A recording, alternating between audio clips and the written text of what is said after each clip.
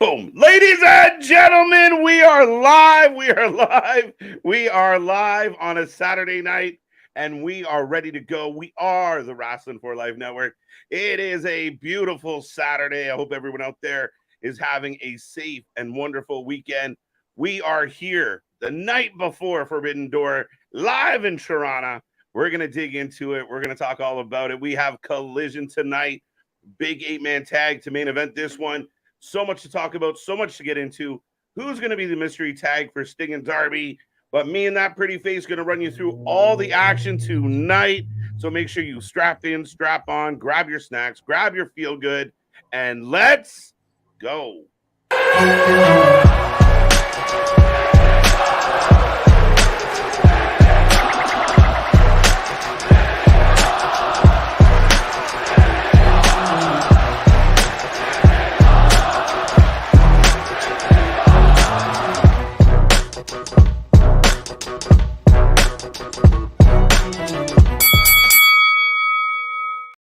Ding, ding, ding. We are live, and we are ready to go, folks. Like I said, we are the Wrasslin for Life Network.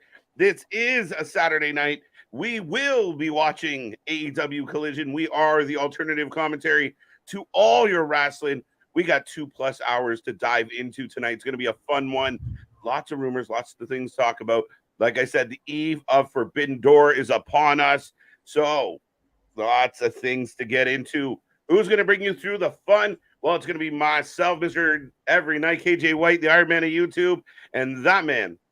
I was going to say, well, now that you got the who, what, where, then, and why covered, ladies and gentlemen, boys and girls, children of all ages, the Wrasslin for Life Network proudly brings to you its YouTube tag stream champions of the world, the Every Night Delight, KJ White. I am Big Nick, and yes, we're knocking on that Forbidden Door here as we've got it just tomorrow night. Knocking that bitch off the hinges, I feel.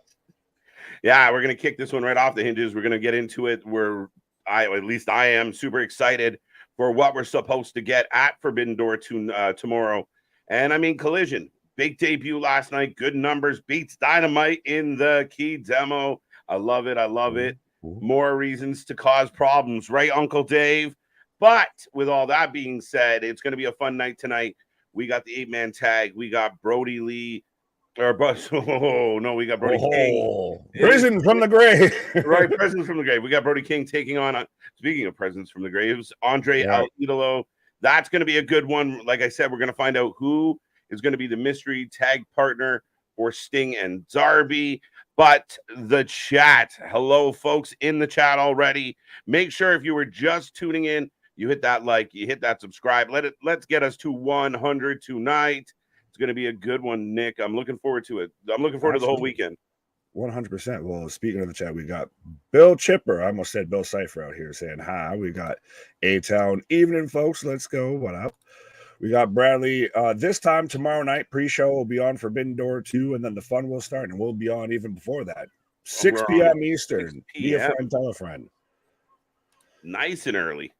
Big Dog, what up? Bastion. I hope this show is going to be better than that hot garbage we got on Wednesday. You were here Wednesday. Was it hot garbage? It was not completely hot garbage, but it was definitely a dumpster fire. And well, I think that defining hot garbage is a dumpster fire. Like KJ, literally hot garbage. Is that not the same thing? Just a little bit. No, it was highly entertaining, though. The dumpster was rolling down a hill, and it was fun to watch. It got momentum behind it. So that's it, right? It was chaos, right? It was a lower rated show. I think this week overall in wrestling was lower rated from SmackDown right across the board. Right. So, I mean, we'll see. I hope Collision continues just the pattern. We don't need any hot shot angles, just good wrestling. Let's get to it. I don't know. Speaking of mystery partners, we could get Goldberg. Fucking hell. This rumor. I hope we do. I really do. It's way better than the options of, I mean, it's been bantered around the mood. Respect on Naito's name. Well, Naito, Nieto, whatever. I mean, it is what it is. Will I go like, oh my God? No, probably not. Sorry, bro. Half the people in the audience would be like, who are you? Monson, what up? C-Money, hello, my friend. We'll meet again. It's been a while. Where should we begin? There you I'm go. always going to jam out to Creed. Chris LeClaire is saying Cincinnati Reds 12-game winning streak by the Atlanta Braves 7-6. So I guess ended. Well, It must have ended. Boo-hoo for Cincinnati. Yeah. Well, all right. I'm a Yankees fan. I have no sympathy. Yeah, I know. I don't really care. I'm sometimes surprised when I find out the Reds are still in the league. See, we got another Kevin now. Their tag team partner will be Drew McIntyre. Not quite. Yeah, probably not.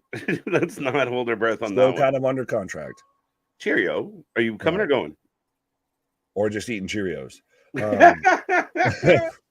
Yeah, no, I mean, yeah. Okay. We have Rapper saying the card looms loaded. That was a poetic way to say it's stacked and action-packed. Well, there you go. We are stocked and loaded for tonight for sure. Pause. Rocco, question, guys, am I crazy? Yes. Yes. But didn't they ignore the Bailey versus Shotzi last night? Bailey's Money in the Bank spot. I was gonna bring this up as we went through the stream here tonight, but in the heat of the moment, Nick, a match that was announced, called for a week in advance, was not there. And a lot of reports of frustration coming out of SmackDown as it was a McMahon heavy show. You got Vince, bitch. Yeah, I saw that somewhere. Right. But then again, you get the conflicted things of like we got Ciampa and we got the Finn attacking Seth Rollins at the start of Raw, and that was apparently Vince influenced. Of people don't know how to make it. Of sometimes Hunter can just book bad things. Of it's this ever looming presence, this ever looming issue. I feel. I just don't get why they would bump that match, a previously announced match for some unannounced stuff. We thought this was building up the heat between EO and Bailey. Not on the show at all, as advertised. Save it for next week. I guess. Can always do it the next week. It's not a go home show. At this point, fuck it. Just do it on Raw. And you're the one defending their draft. Well, man. But speaking of a man who has no defense, Richard, what up? At WWE Raw, Rhea Ripley holds Natalya. She's 100% unhinged. What has gotten into her? Because she held her? What? Well, I feel like they have been kind of like, or Natty's at least been trying to push this, like, I don't even know who I am anymore. Yeah, good, because we don't, bitch. Yeah, we don't recognize you either, girl. But I don't know what they're gonna do here. I really not like a Natty heel turn, an unhinged Natty. I'm not really in for it. We can move on. There's younger talent we could use. Her and Dana can tag team together and just call themselves the Plastics. Call them the Wambulance. Well, they're about 95% plastic, so they'd be like the boats. Woody Buzz when Toy Story when Andy walks in the room and just fall to the ground. Andy's here. The boats because they floats. Right. Great Muta is going to be Kentucky Derby and Sting's tag team partner. That was my guess. That was my fuck it. He just goes full Ric Flair of even though I retired, I'm still going to come back again. Money talks, buddy. Right. Well, and that's one thing Tony's got. Black Adam, yo, everyone. See money. How can you have a dumpster fire without hot garbage? See, there we go. Right. Calling you on it. The definitive was the fact that it wasn't the actual hot garbage. It was just kind of the dumpster on fire. So it's all there. The dumpster itself, not the garbage itself. Now we're getting into metaphysical. Yeah. What is technically on fire. Yeah. Sting's partner announced tonight. Yes. Forbidden Door, 2 good and 9 average matches. Yes. Took me a minute there, but yes. 2 good. I think it's 4 good and 7 average matches.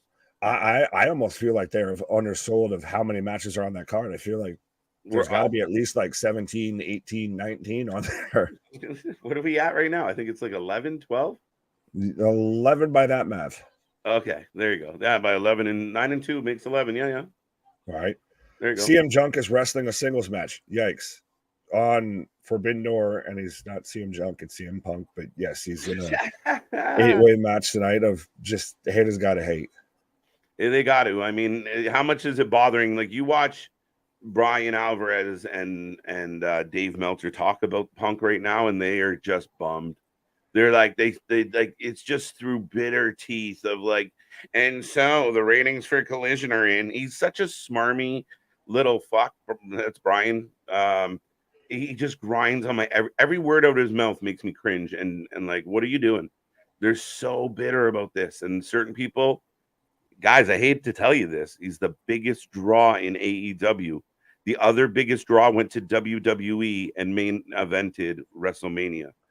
Well, Sorry. I feel like they're just all pissed because everything they've been saying now has all been proven wrong, literally before their eyes. The whole ESPN article was supposed to be so diversive and so controversial and everything, and it was a lot of fluff and stuff. We were supposed to get this big fallout, and could you believe what he said about the counterfeit Bucks?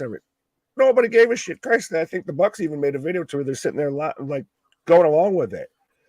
Well, and again, the rumor was that everything that was said in the promo was approved by management. Last time I checked, the Young Bucks are a part of management. So I heard that wasn't reviewed at all, that he was just out there he was allowed an open mic. Yeah, that's not what I heard. Fair enough. But at the end of the day, regardless, he knows what he's doing. And these reports of said by a top star, Jericho, left upset. Like, I mean, I'm sorry that my presence is overpowers to the point to where people fear inferior around me. And that's it. At the end of the day, it is what it is. I don't understand why a fan base wouldn't support their biggest draw. I don't give a shit about his backstage politics or what he likes or doesn't like or stands for or doesn't stand for. Show up and show out, and he does. Now, we will see what happens in a singles match. Everyone's going to be watching with, a microscope. But at the end of the day, guys, your team has just, you signed an all-star free agent. Be happy about it and utilize them. Celebrate it. Tony gets it. The Bucks and their fan base don't. Well, no, I think at this point it's just down to their fan base. That's the thing. This is a bit like the Bulls signing Dennis Rodman. He might do some fucked up shit every now and then like that, but he's going to give you X amount of rebounds and he's going to help you win them goddamn games. Right. I can deal with that. The CM Punk match at Forbidden Door is an Owen Hart tournament match. Yeah, that's what I think is kind of cool and exciting is, could CM Punk win the Owen Hart? That would be interesting. I got him going to the second round for sure. Right. Against the 85-year-old Yak. This is not going to be a barn burner. That's a very valid point. I will say that. I'm concerned because I think Punk gets hidden very well in tag matches and 3-man or 6-man tags. We'll see. We'll see what he looks like, what his cardio looks like, especially going up against, Kojima. Yeah, well, you got 9 months, sitting on the bench. You got to knock a little bit of the rust off there. EO. Is he just singing the Jungle Boy song? Pretty much. Reach for the sky. Victor's in the house. Good to see you. Aaron, welcome back. Money, if we haven't said it yet. Boston, good to see you, buddy. Creed fan and a Yankees fan. I know. He's going downhill quick. Oh, well, no. You can have one here because he comes at you, too. He says, I don't know what's worse, KJ being a Leafs fan or Nick being a Yankees fan. How about being a Boston fan? We'll start there. Right. That's a rough one. I have no love for Boston in hockey. Exactly. So you're fucked, Boston, on this one. I was going to say, the Leafs have an issue with Boston. The Yankees clearly have an issue with Boston this year. All the way around. These aren't big Boston fans either. We've had some issues. Right. So, yeah. Sorry, Boston.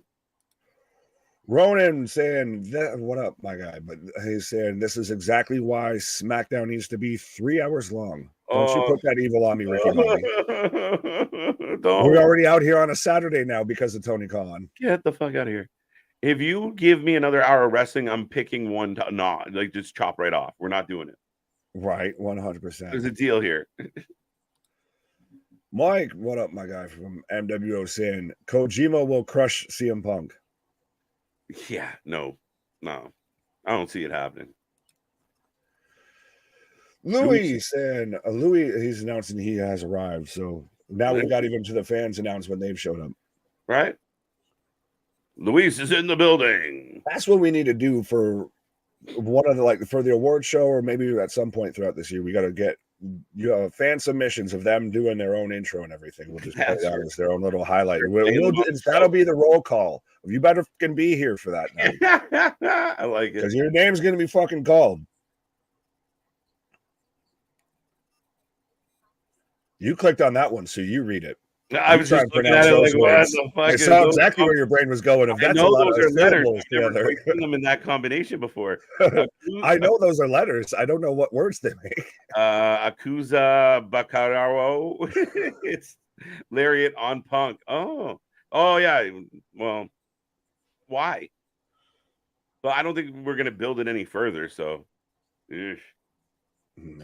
Yeah, let's go. I'm not even mad at it. I'm from Cali, but I like the Cubs. How does that happen? Oh, yeah. You just chose a loser out the gate. Like, what the fuck? I have a friend who's a Cubs fan. It's just atrocious for years. You've had 2 highlights, 1 year and Sammy Sosa. Yeah, pretty much. I'm guessing Charlotte and Asuka become a triple threat with Belair. Feels like it for sure, Mark. Right. The foreboding on this one's been pretty obvious. You're not allowed at ringside. She's going to end up at ringside. So, quick question, because I know we talked about it, or you mentioned a little bit before earlier about the whole, according to Dave Meltzer, of how a top star left work upset or unhappy or whatever terminology he used because of CM Punk's return and all of this. And then even Dax puts out the tweet of, well, if you have an issue, why not just come say it to the person himself, and then deleted it. And then even Meltzer commented back, and a couple other people did as well, saying, yeah, we saw how that turned out the last time. Well, that was a fucking lame duck answer, one. But before I even say anything about the whole that side of things, I will say this. I'm getting really tired of wrestlers and people, and I'm sure at some point they're made to do it. But if you put something up, just leave it up. Stop pulling shit down. Like, say it in a way that they can't make you pull it down. But like the tweets going up and then coming down, just own it. Stay behind it. You know it's already out there, and that's why you do Stand by what you say. But yes, I appreciate Dak's sentiment, but then he took the tweet down. I was like, no, come on, bro. Come on, bro. Well, and then he defended it of I was on just too much, pre-workout and everything. Yeah, like, don't defend it. Own it. Like, that's how you really felt. And you had every right to feel it. Like, okay, one, of all the people watching right now, including us two, Nick, how many times have any of us left work in a bad fucking mood for some reason? It's not new. It happens all the fucking time. You go and you talk to somebody. Yeah, you go and talk to the person you have an issue with. You don't sit there. We don't have a Dave Meltzer or a dirt sheet of, I'm going to put this out there. And honestly, like, it's such a chicken shit move to do. Yeah, no. And I mean, and this whole shit of a top star, like I said, it's Ringside News does that bullshit all the time of we've checked with sources.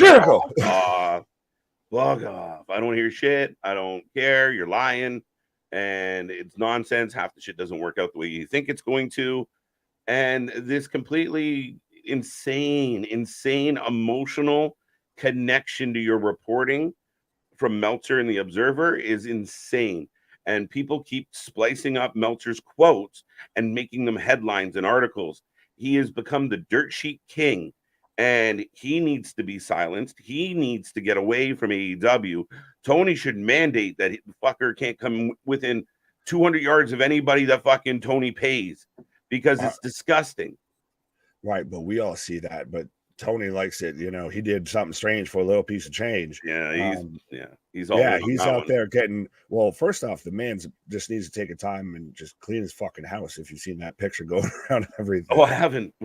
Oh no, to where it's that. The shit everywhere. It's just everything, like paperwork and everything everywhere. It's like, motherfucker, organized. That's why you can't figure out shit. And every other word out of you is yeah.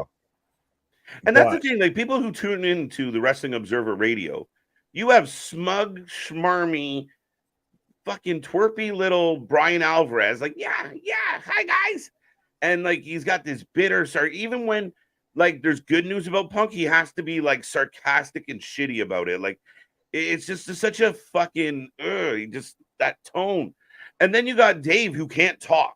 Like, you and I do this kind of, approach it from fairly regularly. Yeah, like, we figure this out and we're rolling. Here's a guy who's been in the wrestling business, a professional for how long, and every And you know what I think? Like, what the fuck, bro? Take a time, take a pill, spit out a sentence. It's easier when you're telling the truth to not stutter. Well, and the biggest thing of this is I know a lot of people have been harping on this, and I still it always feels weird to say this halfway doing what we do, of how there's some people that are just, they're marks for the fucking business of Dave gets off at this point now. Dave used to be credible, used to be. Now it's just, they mention me, I get as much insider information as I can get from them. All of that because he scratches their back, and now he's built up this credibility of, he says everything's favorable as could be, everything's great. I've got from this top guy, Chris Jericho, about leaving work unhappy, just everything is so biased. Yeah, no, and I mean, that's my issue is, again, just call it the way it is. And I told everybody, I mean, if I'm sitting on stream live and I'm agreeing with JD from New York, somebody fucked up somewhere. And that is 100% what happened here. Is everything JD said about him, I agreed with. Like, I was like, this guy's fucking on point with this shit. And it's a sentiment that's growing and growing. And the more obvious bias it becomes, he might as well just be called the fucking Young Bucks Observer or the fucking Walls of fucking Observer. Like, give him some other new name and let him just report on the people he likes. Well, isn't JD from NY and Dave Meltzer going at it and everything, kind of questioning credibilities and everything? Isn't that one neckbeard calling the other neckbeard a mark? That's pretty much it, right? You're right. Yeah, and I mean, again, I've had my criticisms, but I always call a spade, Nick. And I mean, yeah, no, it's the pot and the kettle calling each other as fucking black as possible without even noticing, and it's horrible watching these two just they're of the same ilk. It bothers me to my core. Well, I was going to say, well, speaking of people who are the same ilk there, at least you saved me there at the end, because I was trying to think of a segue to get back to the chat and everything. I was like, that's not going to work. That's not going to work. That's not going to work. That's going to sound mad. That's going to sound offensive. That's going to sound like an asshole. Steve G, what up? We got a bunch in here now. Yeah, Richard's back. Bash 8's back. I think we got him already. Oh, I got Alexis saying, try being a Detroit fan. Hey, you had the Pistons. I loved the big Ben Wallace. Yeah. I love that whole run. And I mean, if you're a Lions fan, I feel bad for you. You can have that. Yeah, the Lions never figured their shit out. But I mean, Detroit had some powerhouse teams over the while. Now, I mean, they've gone through about 5 years of rebuilding now at this point. But yeah. Maybe at least you're getting SummerSlam, so you got that to look forward to. You got SummerSlam to look forward to. That'll be fun. Clay, what up? Bash out here. Cubs are great, and Sosa needs to be in the Baseball Hall of Fame. Yeah, except for that, lovely steroid word. At this point, they might have to sit there and take his idea and be like, "Are you sure you're Sammy Sosa, sir? You're a different complexion than you were before." What's up, Kevin? How you doing? Fightful and Observer are garbage. I don't see even give them attention. No views, no clicks. I won't do it either. Occasionally, obviously, I know what Brian had to say about Punk, but Fightful is credible to me. I will give Fightful credit, and I will say this about Sean Ross Sapp. I think he takes a lot of heat for just being the opposition. I think just because he doesn't have the same kind of approach or mentality, people jump on him because he's reporting as factual as he can, and certain people don't like facts. Yeah, they 100%. Well, and it's also, look at, he's in that level of constituents and everything. He when you talk about Meltzer, even right there, the next person you bring up is SRS. So yeah, one bad pony brings down the whole, view of everything. And I don't agree with everything that man says, but I mean, I have seen him recant stories that weren't real or it turned out to be bullshit. I've also watched everyone around Sean report bullshit. And he wait and not report on it for that reason. So, I mean, there's some really good people out there doing it good. There's a guy out there, Ango, who's got really good coverage as well. Kind of non-biased. He's got but I appreciate the people that can call it the way it is. You can criticize and compliment one and the other without, changing your allegiance to your tribe. Well, and even then still, as much as you can feel one way or the other about like Cornette or anything like that, you still at least have Brian Last with the Arcadian Vanguard. That's just the wrestling news. That at least that in itself, of Yes. there is literally no opinion on anything. They just tell you the wrestling news. I do get my daily dose of the wrestling news. What's his face? Lou Kippelman sounds like fucking Seth Rogen doing wrestling coverage. It kills me. But I'm Lou Kippelman. But no, they're again, that's what I want. I want to know what's happening in the wrestling world without your fucking opinion about it. There's opinion-based shows and opportunities and platforms. He has a platform to offer his opinion, but he offers his opinion as fact, and fact is fiction, and I don't fucking know, but I'm tired of talking about it. Fair enough. Well, we got BJ in here saying, hey, hope all is well this evening. Going on, BJ? There was a joke there, and I could have thought of Zachary. Let's moving on. All right, moving on as fast as I can here. Zachary, what up? CM Punk and FTR last week's gear logos reminded me of the Hart Foundation from '97. Yeah, I believe they were definitely paying homage because they're all really big Bret Hart marks. Right. Kevin, what up? By the way, I don't know if we said hi to you, but Steve out here, I like this. If Meltzer is the couch potato, don't let him get to you. Don't let anybody get to me because I just know how nonsensical it is. I just want to see the audience stop because people are taking this bullshit and this misinformation. It's very similar to society in general and just running it up the fucking flagpole. Especially if you're in the U.S. I'm getting tired of arguing with people about fucking, well, did you know? Well, no, that never happened. Meltzer said it. It's not true. Just because he fucking said it. People forget that they have eyeballs and a brain and that they can see things themselves. They don't need to just go off of what someone tells them. Todd, what up? Hey, yo. Hey, yo. Let's go home in the chat. Hey, yo. C Money says, the wrestling news reports the results, and for 3 straight weeks, I found errors in their reporting. Ooh. Simple things like who beat who in the ring. If I can't trust them to get those things right, I'm out. Well, at least you can trust us because we are upfront and honest of our shit is real, our shit is raw, our shit is all authentic. It's unscripted, unfiltered, often imitated, never replicated, never duplicated. And even when the wrestling sucks, we never do. Well said. I mean, from time to time. Anytime I've heard the wrestling news drop like an error, they generally recant. And it's usually like one of the boneheads read it wrong. Well, that's still always the biggest thing with me is even in all of this, obviously we're all going to be wrong on stuff. We're all going to make mistakes and everything. But having the I'm getting launch mission is kicking off. I'm getting blooper reel from Rush Hour 2 in the credits. I got CM Punk and the FTR, like Twitter, the FTR. And Ricky Starks cutting a promo to open the show. This is like old school wrestling vibes. Let me know when you're there, Nick. When I get CMFTRR. Yeah, RR. They just are harder. But you remember when you would turn on a wrestling show and it would be like a faction or a group and they would be like backstage just letting you know who they're going to kick the shit out of that particular episode? I think this is great. I got CM Punk right now. Okay, I just got it flipping to the Bullet Club because now we're doing another. I love this. This is an homage to old school wrestling, man. Well, let me know when that's been good with Collision and why it's felt great and why it got 816,000 views on a debut episode that they've handicapped and crippled it as much as they could out of the gate.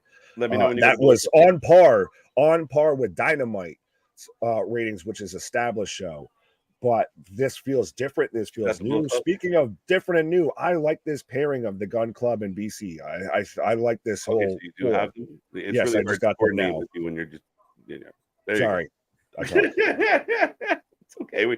We're used to it. What's going on? The wrestling news got that one. LSU up 2-0. Todd saying, "Be a wolf, not a sheep. Don't follow the herd." Well, you can at least follow us. You heard? They got Tanahashi in the in like the opening music sequence.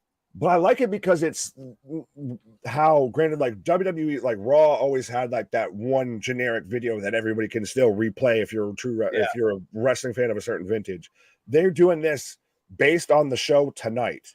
That's why we've got Tanahashi in here. We've got this in here. We've got all of that. We've got Brody King involved. I like the opening of the show. I can't hate on the fact that they used a little Elton John. And like I said, the way that show opened, I could see Mean Gene standing with a fucking WWE logo behind them, and Hogan and Macho or whoever is the hot topic that night cutting a promo. Then you flip over to the heels. They cut a promo, set the tone for the evening. You had me there, and then I was about to say, I thought you were going with, him out there with the giant metallic WCW, and you've got Tony Schiavone, right, who's in the ring instead of being at commentary like he fucking should be. Bobby Heenan, all of that. I agree. Todd, thank you. John, what's up? And F Meltzer. At the end. Right, that's going to be like a goodbye amongst our fans. It's just F Meltzer and F Meltzer with you as well. Great show, guys. instead of peace be with you and also with you. Fuck Meltzer and fuck Alvarez too. Okay, I'm usually highly complimentary of Collision, but fuck, here's Jericho. Toronto, their ass off. That's my city. Let's go. Well, I was going to say, can you just open your window and just hear this right now? Of just Judas in my mind. Maybe later. But it's so everything good that was going on with Collision, they just took it all away and pushed it all away. Listen, Judas in my mind. Where's Sammy? Avoiding this fucking avoiding this asshole. Dumpster fire, which is not hot garbage, apparently. No, he's hot garbage. Jericho is here. Yes, Dale's here as well. Good to see you. Larry, Jericho already. Well, listen, the Toronto crowd, they're in Canada. Yeah, I'm okay with them pandering a little bit. They are missing Sammy Guevara, though. You're just partial because it's Canada. Yeah, I am a little bit. Right, that's just down the street from you. BJ here. Being wrong and putting out misinformation is different for sure. Yes, agreed. Yeah. Yeah, them good old days backstage. So, see, they're agreeing with you. Man, that was the best way to do it. Now when you're doing all these acting spots and you didn't hire actors, what the fuck are we doing? Just let them come. Right. Pause on this comment, Zodiac. Yeah, double take. It's a good comment when you got a double take on it. Oh, wait. What did he tell me to do? He's nuts. Is that what we're doing here? Right. You have no marbles. DJ, I didn't mean that at you, my guy.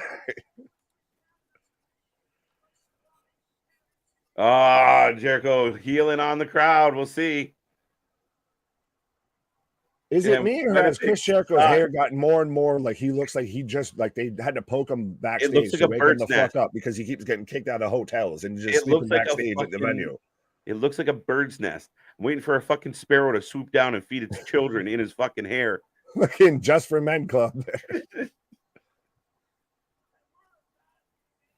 Chris, buy some conditioner, please.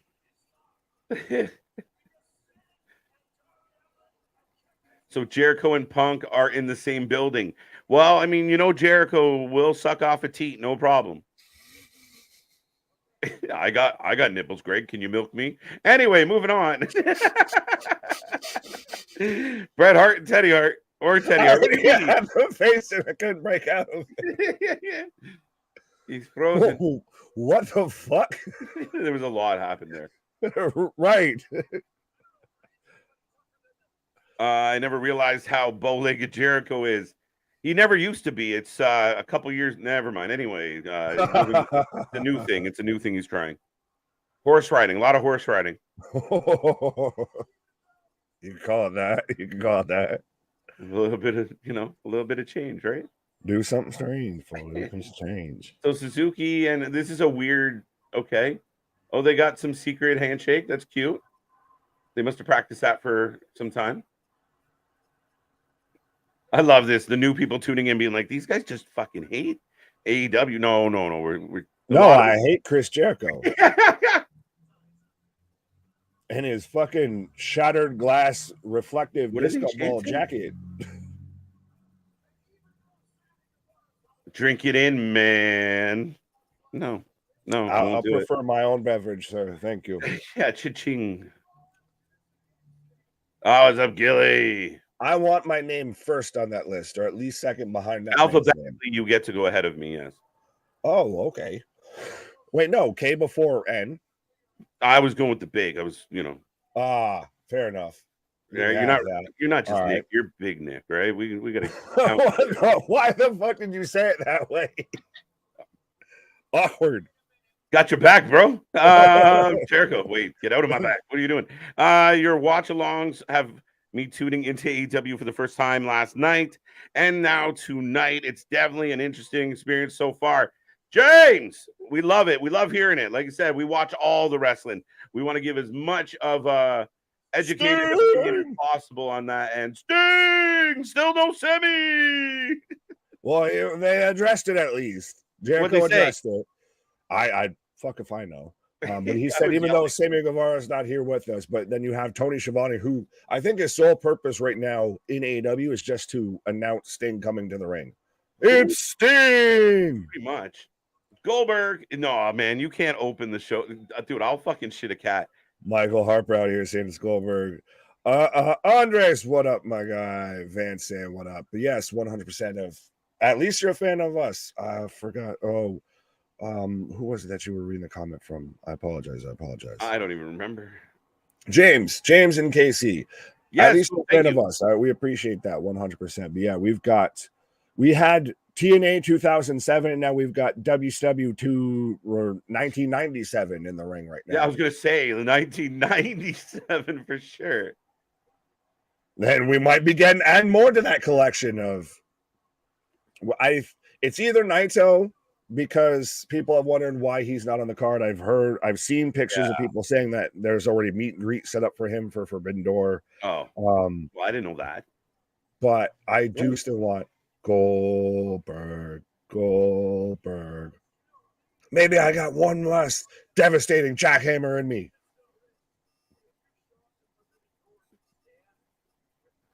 Darby's coming into his own. Darby's really finding a comfort level, a little bit of swag. You're not just saying lines, but talking. And there's a difference. And he even turns and he's cutting to the camera and he's talking to the camera. He's talking directly to Sammy. If you show up at Forbidden Door and stand by that guy, you've made your decision, all of that. Darby versus MJF is the feud we should have had at Double or Nothing, not the Four Pillars match. Well, I know they're going to tie this. Stand by that. Yeah, I mean, again, for us, we're kind of used to like, wait.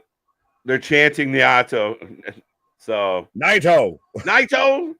Not NATO, not Naito. NATO. We're calling it NATO. We're not talking about diffusing bombs. Yeah, here it comes. Yeah. All right. Yes, Tetsuya Naito is the mystery partner for Darby Allin and Sting. So no Goldberg at Forbidden Door. Yeah, if you're hoping for Goldberg, you might be a little disappointed, but you've still got All In and All Out to wait for. So but you feel a little like, man, you got Ishii, you got Suzuki, you got Naito. I mean, I don't know, dude. They don't got any like up and coming talent that we could be really highlighting that we haven't seen 1,000 times, with maybe the exception of Nighty Night here. Well, Sonata would be your closest to that, because that's the thing with New Japan is they have the old guard that kind of, when you're a top draw in New Japan, you are a top draw in New Japan until you decide to not wrestle anymore.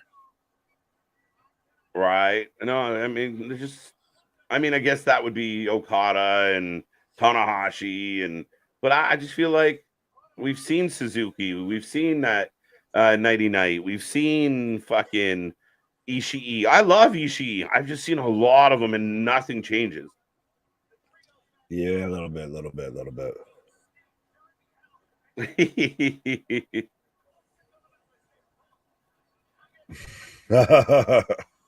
That's what I should do. Yeah, we're going to storm the building. We are storming the building tomorrow. I was going to say, we'll show up in like a Subaru Forester and it'll just be green, so we'll call it a tank. Isn't that right, Triple H?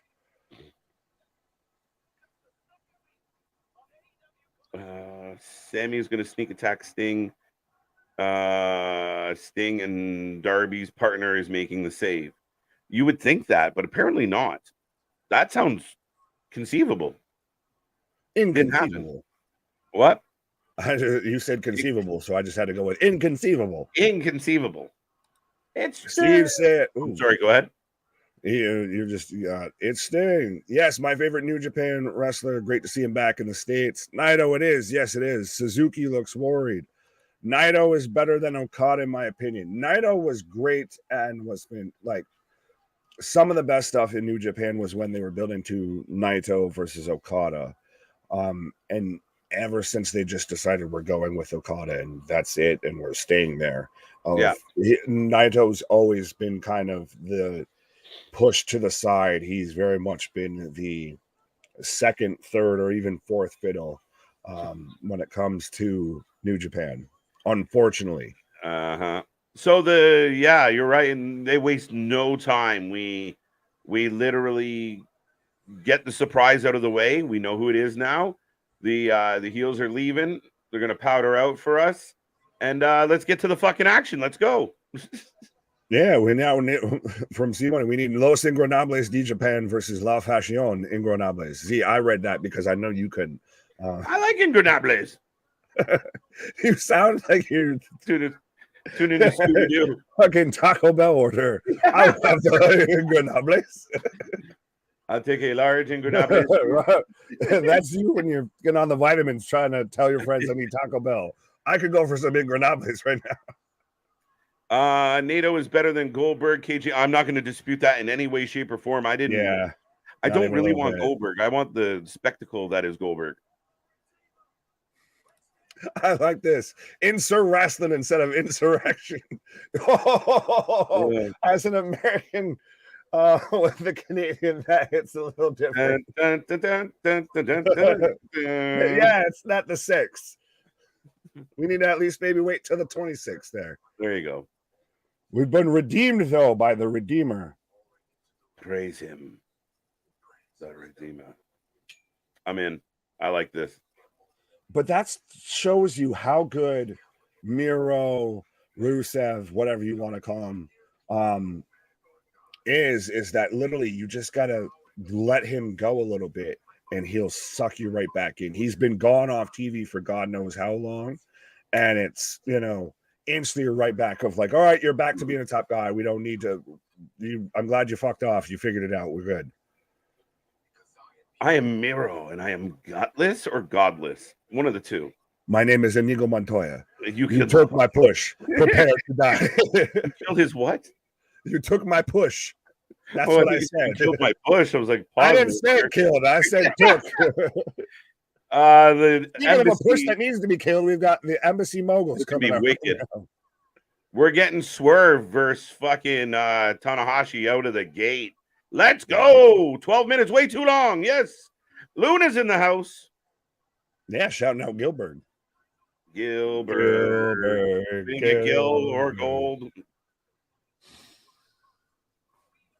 We didn't even get fucking Wahlberg. Shit. What? Luna will be live in the building tomorrow, so that will be fun. She got good seats. Oh.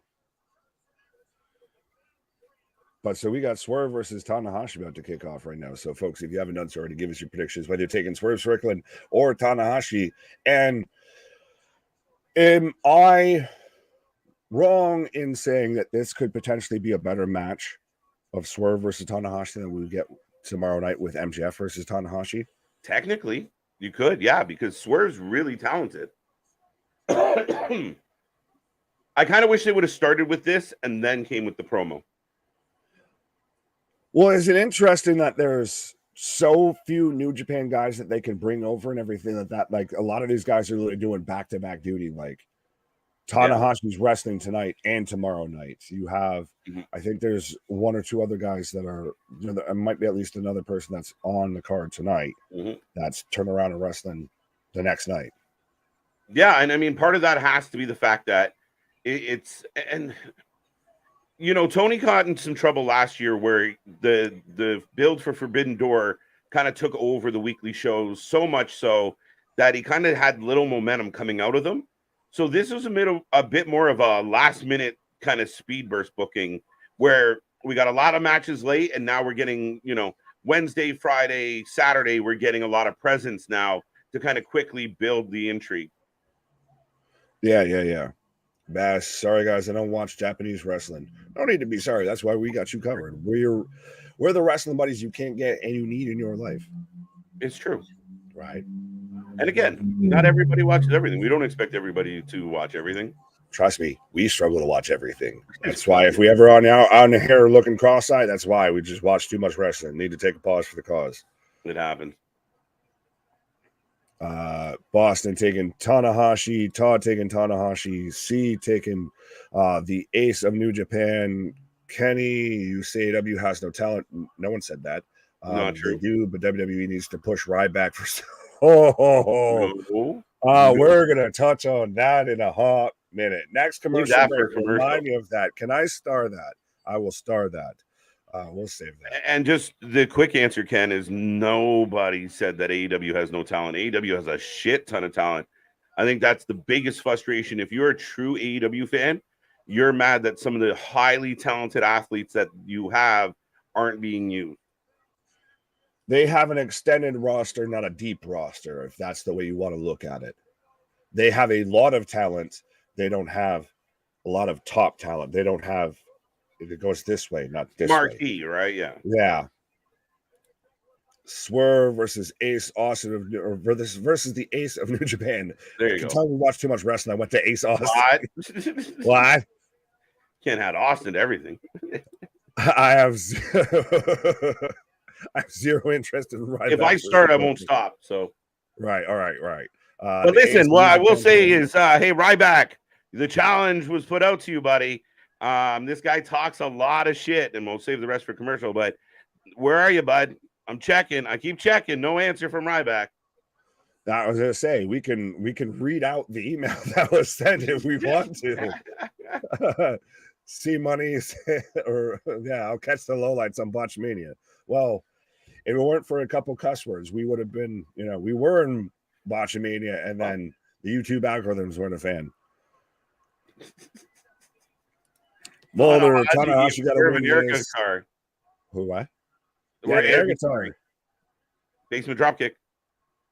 Yes. Mulder, welcome back. Right. And I will remind everybody, by the way, as I see the chat fill up, trust me, we're trying to get through every comment, but we do have the super chats, the super stickers as well. If you want to make sure you show up and show out, if you want to be the ace of the chat, we got the super stickers, the super chat for you. If you want to just help support channel up 100%. Wait. I got to go back up. I love when I catch like the end of a convo. What was being said? Plus Go Home show for Double or Nothing was disappointing. Double or Nothing itself was disappointing. So these shows building up to Forbidden Door needs to make up for it.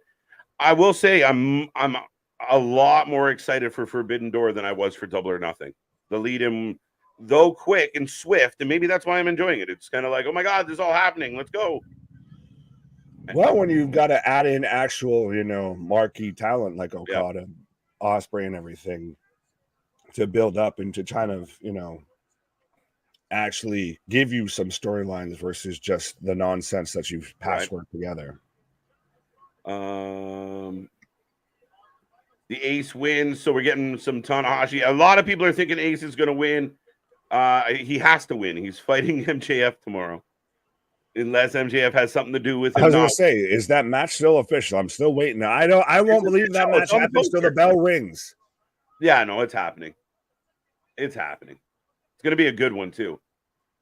Head scissors. And Swerve's been eliminated from the Rumble. All right. And your 2023 AEW Collision Royal Rumble winner, Aubrey. BJ giving a shout out to Luna. I think you're the prettiest and classiest girl ever. That's what this was. Classy? Yeah, that's the first. I appreciate you. Classy and sophisticated. This girl's got class. Come on now. Right. Not everyone can be at the top. I think that was in reference to the. I got picture in picture, by the way, reference to the top talent, but it's about stature, not placement. Right. Yep. Oh my God. Chat is alive. Keep it coming, folks. Keep it I in know. here. We are on. We have hit. Sorry, Nick. The lounges where we get classy for the trailer park. Maybe we'll call Ricky and Julian. If it could happen to me, it could happen to you. But yes, we got about 70 people hanging around right now on a Saturday night, folks. We know when the stream started. We don't know when it's going to end, but we're here talking wrestling tonight. We got Collision kicking off already. We found out that Naito is going to join Sting and Darby to take on Jericho and crew. And right now we got Swerve Tanahashi. We take a prediction on all the matches, and we will take a rating out of 10 at the end of the show. So do not go anywhere. Stay. Let us know how you feel. We want to see how the fans are enjoying the shows or not enjoying them. And then we're here all week long, folks. We don't stop. Forbidden Door tomorrow. All your go-home shows next week for Money in the Bank. Nick, it's wrestling. It's a Saturday, and we're feeling good. Absolutely. Saturday night's all right for a fight here. So you're going through all the what's. I was going to get there here, but I like this. Forbidden Door is a fantasy booking show where the wins and points don't matter, just a fun exhibition. Absolutely. A little bit. And I love it. I mean, I don't need anything more than that. Every once in a while, you want to do a special show, like a Survivor Series when the brands are actually split. I'm all for a special one-off. Well, and that's the thing is, especially us of a certain vintage and everything, we had those Survivor Series too, where granted, yeah, there was some stories, but it's not like, all right, it's life or death here. And with so much, with the big dramatic moments that we've had lately, every now and then you just want to eat, some fucking candy or something. You just want something that's just tastes good going down. Pause. Yeah. Pause on that. Right. And that's valid, Nick, in the sense of, the big long storyline. Some people watch the Roman Reigns stuff and go, it's not for me. And that's fine. Like, I mean, I get it, but you're wrong, but it's fine. Fair enough.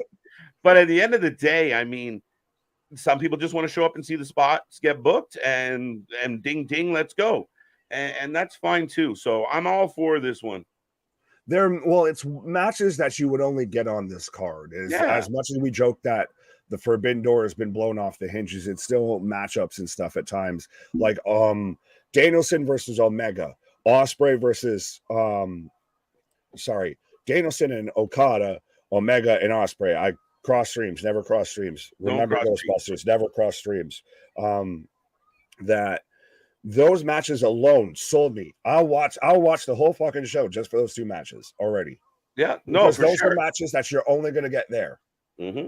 And you feel like, I mean, again, a card like this to me has that mixed martial arts, that UFC vibe of like, there's a good amount of UFC nights where you're looking forward to 1, 2, maybe 3 fights. The rest could be good, could be fucking, sitting ducks and go nowhere. But at the end of the day, I think that we're going to be able to enjoy this one. And on paper, man, it's a lot of fun.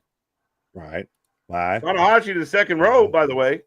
Wow. Luna, is this a moment here? I feel like this is Luna's first what in the chat here. I feel like Luna's first what? Celebrated. Oh, it's like popping a fucking cold one here. Your first why? Why? It's already a 10. Why? Because of Jericho? I hope not. It's already a 10 because it's in Toronto. Oh, I forgot. Y'all, you got the Toronto Alliance here. So. Right. Good googly moogly. We stopped and talked for 10 minutes. So we just missed like 80 comments. Joe we're Black, just gonna do picture. We're waiting. I just saw that one for the first time. Yeah. I like this. We're talking about not liking the bloodline. You are entitled to your wrong opinion. Right, exactly. Orange Cassidy losing tomorrow, isn't he? I don't believe so. I hope not. No. Not tomorrow. Don't lose tomorrow. We need a win. We need them fantasy faction points. But no, Orange Cassidy, again, could Daniel Garcia steal this? Because the other two already have belts. So I don't imagine Zack Sabre Jr. or Shibata are going to take this belt. I don't believe so. Fair enough. Oh, weird roll up there from Tanahashi. And into another roll up. Do you feel like this is a bit slow? Oh, that's a nice dragon. I think that's yeah, but that's I think one of the issues that you're starting to see and starting to people don't want to really talk about with, say, Tanahashi, and I don't want to judge it just off of a match with Swerve Strickland. But the man's been at the top of his game for a minute. The man's been at the top of the card for a minute. The man's been wrestling for a hot minute. Yeah. Sometimes those tires start to lose their tread. I knew someone was going to use that. I don't know what we got. Use what? Are the bottoms. All right. Oh, Swerve! Bravo! Uno, dos. Oh, Two count. Found you. Can you even call that a kick out? He just kind of bleh. Hey, he's got jet lag, folks. He's got jet lag. Tanahashi a little weathered. Is it just me? Yeah, look. There you go. Jet lag. Jet lag. You better run. You better knock the fucking dust off them hinges. Oh. That's the first time I remember seeing that. If somebody holds up on the big boot and then kicks him in the knee. Swerve, okay.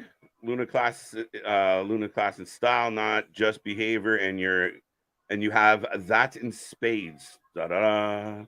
We're quite debonair. You guys are gonna give the girl an ego. The ace of spades. The ace of spades. Good evening, ladies and gentlemen. Tanahashi up over the top, up to the top. Mea culpa. And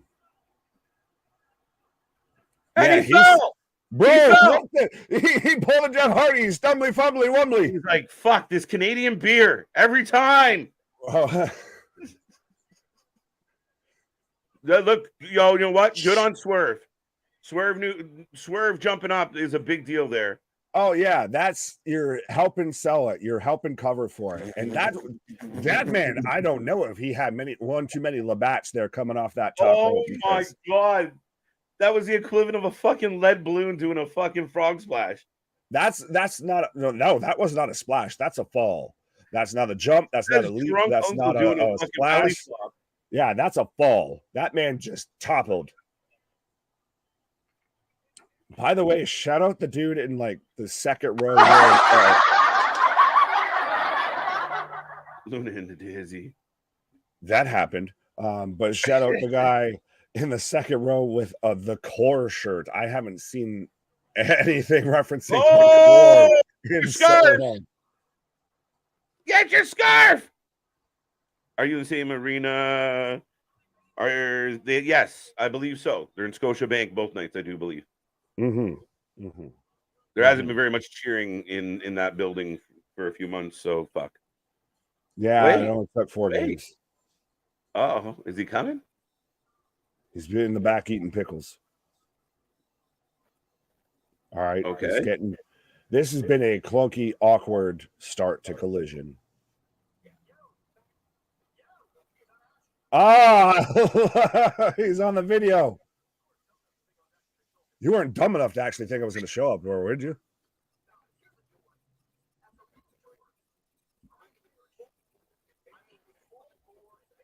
He's like, bro, I just fell off the top turnbuckle. Yeah, he did a good job on his own. He doesn't need much help. Yeah, leave me alone, bro.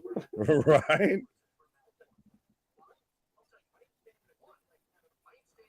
Hey. I ain't staying in a dump like Canada. You had to repeat it, right? It's a lovely. When you get your shot, you take your shot.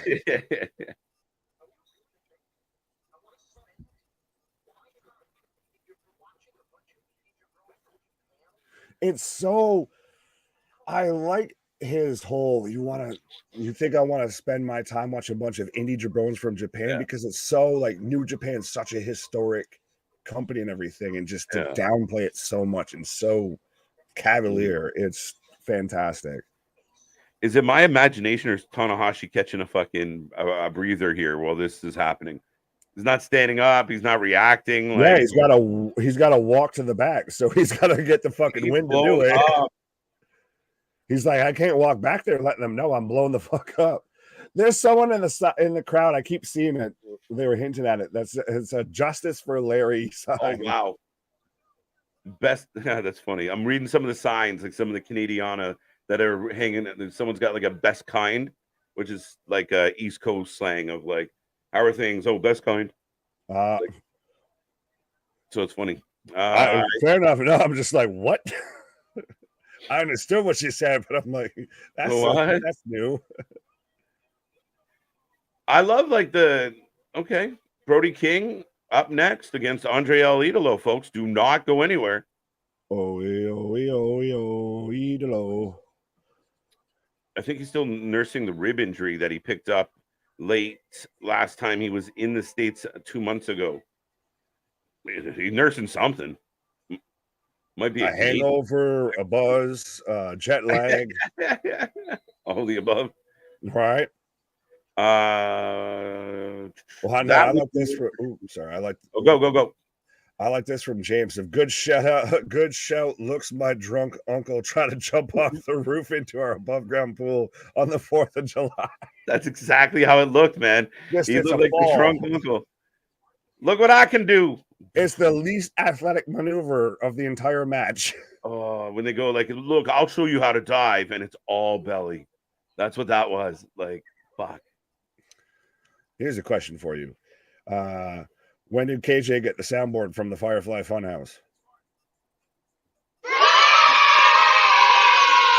We're really glad that you're our friend. I was going to say, I need the background, everything. Just let me get the sweater. I'll just go back to that. Right. MJF made his Rampage debut yesterday.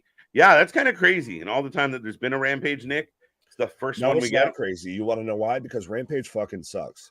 So why would I want my top talent on my shittiest show? That's the thing. It's not crazy. There's a reason Roman Reigns and the Bloodline aren't on main event.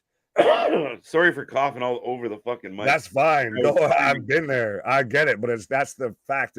That's the factual actual of the matter here. Nicole, Jesus freaking Christ! I hate MJF. He's an ass clown. An ass clown. How can someone with this name so close to mine hate someone that I love so dearly? Yeah, it was good. I love that he's shitting all over New Japan with this whole promo. Again, he's arrogant. He's a little shit. It works really well. Right. Don't get him started. You are not on the level of the devil. I love it. Right. I like this comment. Canada gave us the smoke. Yeah, I just choked on something. Literally and figuratively. You're the Street Profits' favorite country. We want the smoke and then just move to Canada. Right. Tanahashi looks super bloated. He looked blown out as a mofo. Even while they're getting the pre-tape up on the screen, he's sitting. He's got his knee to his chest. He's catching his breath. I mean, this is where I talk about like, yeah, I get it. I know who Tanahashi is for sure, but you want to make sure that we're getting, you got to nail it. You got to hit it. Yeah, it's. But that's why. Sorry, they're showing outside the building. Is it still that bright out for you guys right now? Yeah, it would be. What the fuck? No. That was probably filmed at the onset of the show. Same as you, man. We're on the same. I know. I gotta fucking confuse me. I know. Well, we got that northern sun. Rising north, sets in the south. Your sun rises in the west and sets in the east. Right. Brody King coming out right now. One of the biggest badasses in all of wrestling today. Brody fucking King is in the house, and Julia Hart's with him. Best thing she ever did was run away from the Varsity Blondes. And here we are. Yeah, she got off that sinking ship. She got off that Titanic or that submarine looking for the Titanic.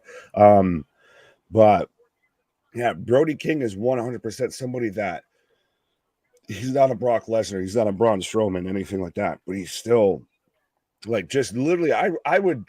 I'm a big dude, and I would be a little skeptical. Little second guessing here, meeting this man in real life. Not that intangible is what you're trying to say, Nick, right? Like, yeah, I got there. He's not big and imposing. It's more than just being a big imposing kind of dude. He's got all that attitude behind it. And you're like, he would fuck you up. It doesn't matter how big or small you are. Right. Andrade El Idolo. Speaking of fucked up, the man that AEW almost fucked up and WWE did fuck up. Andrade coming out right now. Oh man, makes me so mad. Such a fan of this guy. I just can't get him. Can't get to the point where he's getting over. But last week he had a good showing. Him and Buddy Murphy was great. But it's so weird because we were there. We were there with him and Zelina. We were there in NXT and everything. Everything was there, and it just disappeared. I'm Earl. I want to defend myself, but I like upset like 40% of the fan base when I do. No matter how correct and accurate I am. Go ahead. But yeah. I mean, I don't think that country should be talking about anybody as a country at this point in history. We gotta figure out where y'all stand. You guys aren't quite a team, you know. Y'all aren't. We ain't never been a team. Let's be honest here. Yeah, you know, we're a team of individuals. They might be a series of countries, actually. Maybe that's best. That's what the states are. It's just that's what you countries. Do. Fucking divorce, leave. we tried that before, and it didn't work out so well. A whole war broke out over that. Stay the fuck away from each other. You're never gonna get along. Anyway, back to the point. Brody for the win. Folks, we will take your predictions on all of the above. Got all of the K2 tape on that shoulder there. Andrade. So we got Andrade versus Brody King kicking off. Who you taking, sir? I'm going to say Andrade. I know he's a early dude. Fair. I'll take Brody. I fumbly tried to hype him up as saying how he's scary. He scared me so much I couldn't even tell you how scary he was. That's what it was. I can't even deny I got the giant House of Black flag behind me here and everything. But yeah, I'll take Brody King. And it's interesting too that there's no FTR, there's no House of Black on the Forbidden Door card. There's a lot of omissions people have noticed. Still to come tonight, Nyla Rose, Willow Nightingale. In a battle of the thickness. And we've got, speaking of thickness, we got Powerhouse Hobbs in action tonight as well. Oh, nice. There's Andrade. The head scissors on Brody. And locks up. We got to love it. Oh, tranquilo. And he gets a pop for it. Welcome back. That's the thing is, he was the innovator. It's so interesting that we have Tetsuya Naito, who was the leader of Los Ingobernables de Japan, on tonight, and then immediately followed by Andrade, who was the originator, the founder of Los Ingobernables in CMLL. Yep, true story. And that's where I thought maybe part of this story, because we saw, Andrade beats Buddy Murphy last week, gets jumped. Now he's got Brody King. Does this somehow lead to Roosh getting back in the mix? Do we see Los Ingobernables all come back together? That was pretty good, actually. There we go. Yeah, you were right there. That would be a hell of a trios match, I feel. It's the head shake, Nick. You got to throw in you gotta the jowls. You got to use the jowls. It's a trap. Oh, moonsault! Oh, and I think he bumped his head. Yeah, and I think we're like perfectly in sync because we literally called that in sync. Pause. What? Where? Who? What? Anyone listening to this after the fact or listening to this on Spotify has no idea what the fuck just happened. No, there's nothing behind Nick, and we didn't read the question, so. Boo! Boo!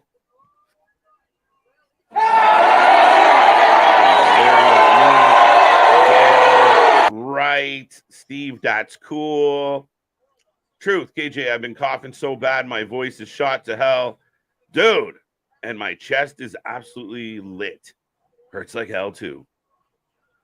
Ricola! You get that Idolo. You get that Idolo. You need to start doing that Cesaro yodeling. Yeah, between this and puff up, it's a lot on the throat and chestal area. Shut up, Larry. Only thing Andrade has is Charlotte the Queen. No, that's one of the things he has, not the only thing he has, sir. That's what he does, not what he has. Oh, touche. Boston. I'm totally excited for it as well. What are we excited for? Sometimes we got to connect the dots here. The Redeemer's back. I can't be that far behind. Brody King for the win. Oh, Andrade for the Andrade win. gets chopped to the outside. Great fucking match, guys. I mean, Quebec is its own small little country too. Yeah, technically. I mean, It they tried wanted to to be leave. its We own wouldn't let them. country. Did it? What's that? I said Quebec wanted to be its own country, right? Yeah, tried. Yeah, didn't work. We're like, you're staying. Yeah, we've You're in had the a middle. few countries tried to, or a few, a fucking few countries, a few states. If they, I think if they were a coastal province, we would have been like fine. But they're right in the middle. We gotta, you know, how many fucking you want border crossings in the middle of your country?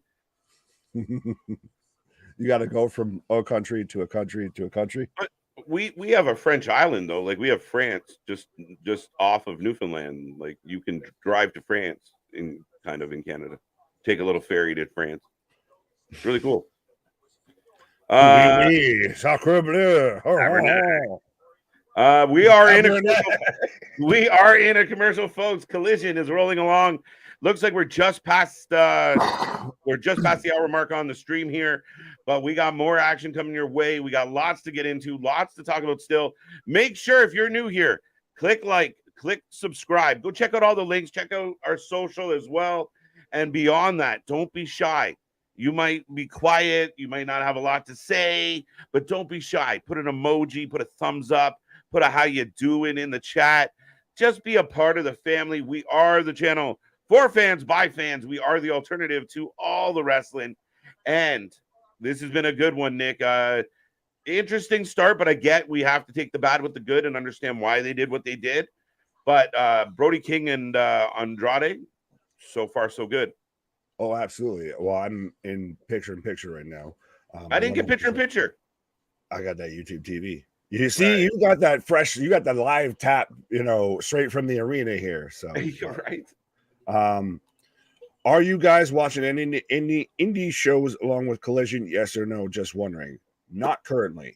We might have something flipping in the background, but honestly, guys, we've done a lot of like the multi-show streams on the big shows like a Forbidden Door or SummerSlam.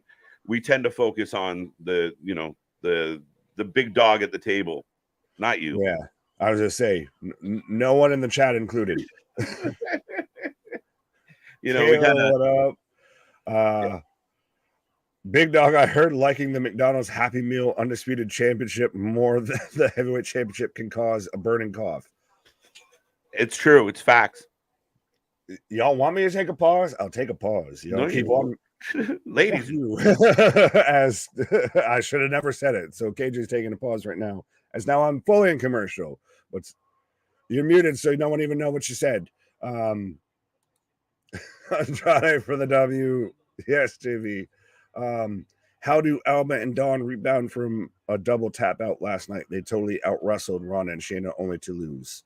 They just keep having good wrestling matches. If that's the thing, is unfortunately I feel like that was a creative decision that went the way it went because of what they had told people they would do or told a performer they would do to placate people's attitudes a bit. I think they just continue to have fantastic matches like they have the whole time. They don't need to rebound from it. I think that they've almost been done a service by not being burdened with that albatross, that cursed tag team title anymore. But we're back from commercial break because I've got Brody King right now. Is he about to hit the beats of the Bowery here on Andrade? 1, 2, 3. We should let them be their own country, TBH. Oh, Justin piping in about Montreal. So you'll have to address that when KJ comes back because I can't comment on that. I mean, now if we get to certain states in the U.S., we can talk about that. But Scotiabank Arena is a great venue again. We can. KJ's the authority, or Luna's still in the chat. She's the authority on that. Drop toe hold into the corner from Andrade. Do you still follow the Queen? Well, now King. Who we talking about?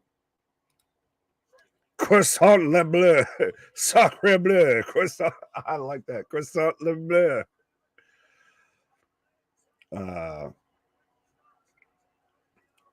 And what do you guys think now that we're into week 2 of this? What do you guys think of having Kevin Kelly and Nigel as really the main 2 commentators? Obviously, JR stepped away for a variety of reasons, but I think they only had him last week for the last match. But that your commentary team is Kevin Kelly and Nigel McGuinness, and it's so interesting to me because, granted, obviously we have to keep it at a certain volume so we don't get in trouble with YouTube, but they don't and they do nothing to really get themselves over, it feels like, except for just they tell the story. They work perfectly together.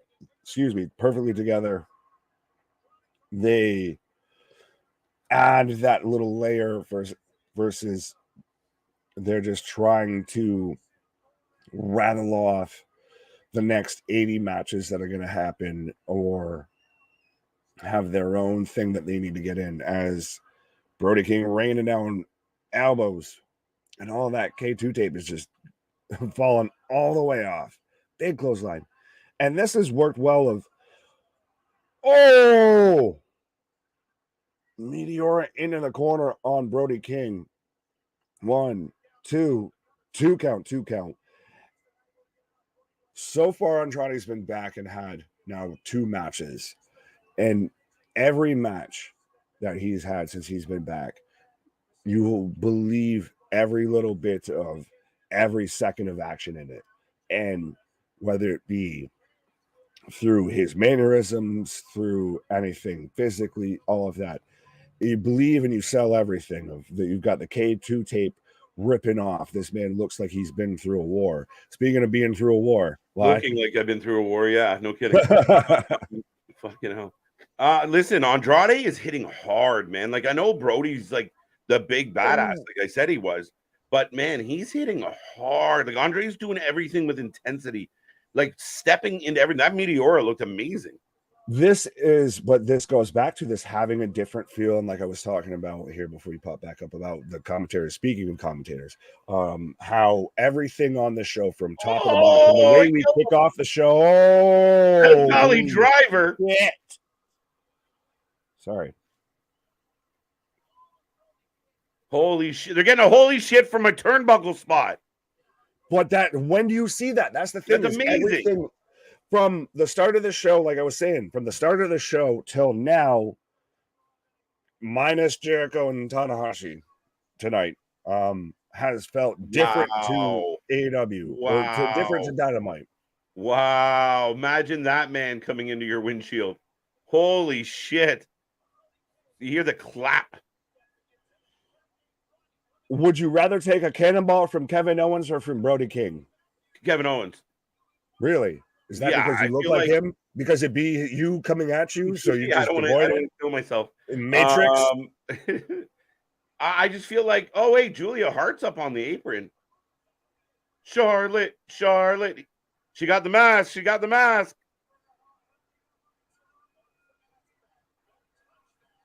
What's up, Jake? How you doing? Looks like Brody King is doing some Sheamus moves now. A Death Valley Driver is a Sheamus move? I still love that move, and I forgot all about it, of that, the big boot into literally as he turns, and it's essentially the Judas effect. It's the Judas effect into the figure 4, and now he's pushing into the 8. That's a big man to get up in 8. He lost it. Oh! But he said that enough. So how is it? Is it a little that he has to essentially win with his wife's move? No, I don't think so. I like the homage. I'm all for being equal with your lady. I'm happy with that. I'm all right.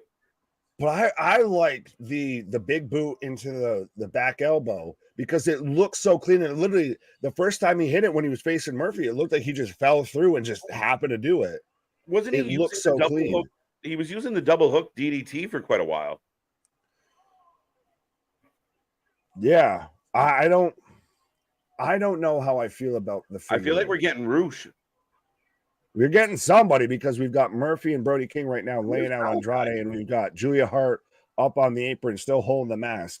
Is it weird that we got a Buddy Matthews run in without the lights out? And there you go, the Gonzo bomb.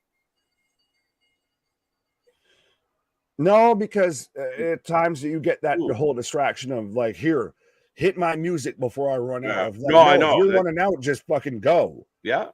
And know what I love? The entire time they're beating up Andrade, the bell's ringing. Ding, ding, ding, ding, ding, ding, ding, ding, ding, ding, ding, ding, ding. What is this? Very WCW vibes. WCW did that the whole time. Yeah. Create excitement. Create anxiousness. Oh, Malachi on the screen. Andrade, as you're sitting there in the most pain that I wish you are. Oh, lights out, lights out. Lights out, we go off. Ah, you fucker.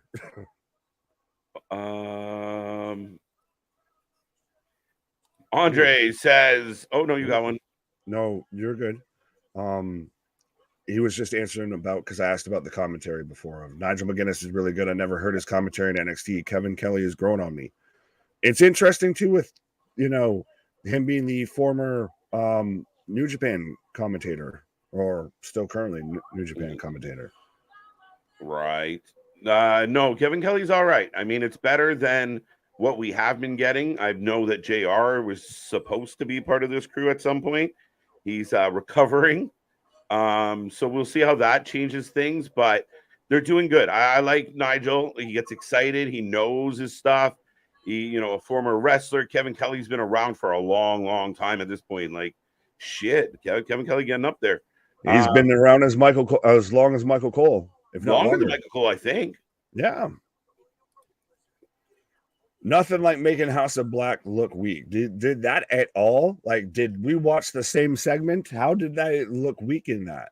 Yeah, I don't think he ends up looking weak. It makes Andrade look like a badass and formidable, but the heels get the last laugh, even if the argument is, well, Andrade was going to win. Well, we don't know that. It didn't happen. Right. Croissant Le Bleu. Did someone say Croissant Le Bleu? Yes, Larry. You're up there. Well, because they had people talking about. By the way, we're in commercial right now. I'm glad you're back, because we had people saying that we should just let them be their own country. Talking about Montreal, and people were saying how the Scotiabank Arena is a great venue. I said I could not comment on either. Scotiabank's a great venue. It's very expensive. I have a family member who works in the facilities that are owned by the company. And outstanding place to watch sports. Can be a little bit quiet because the Leafs are the Leafs. But beyond that, I mean, it is a good venue, absolutely. And then Toronto's a good energy town. Like, you've seen a lot of it. I know the Americans might not, but they, even when the Jays are on a run, or the Raptors are winning a world title, or they, like the fan base of whatever it is, the music, the sports, the wrestling. People come out and they're excited to be there. They don't sit on their hands very much. Riding through the six with my woes.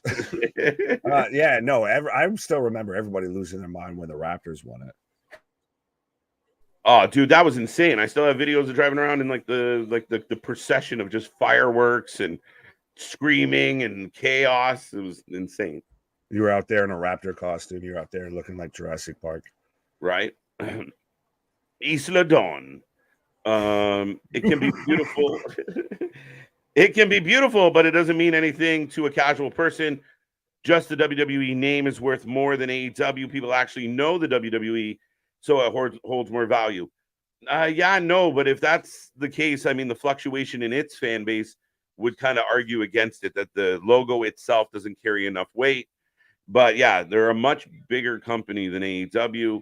And generally in performance, they're outdoing AEW in a lot of cases.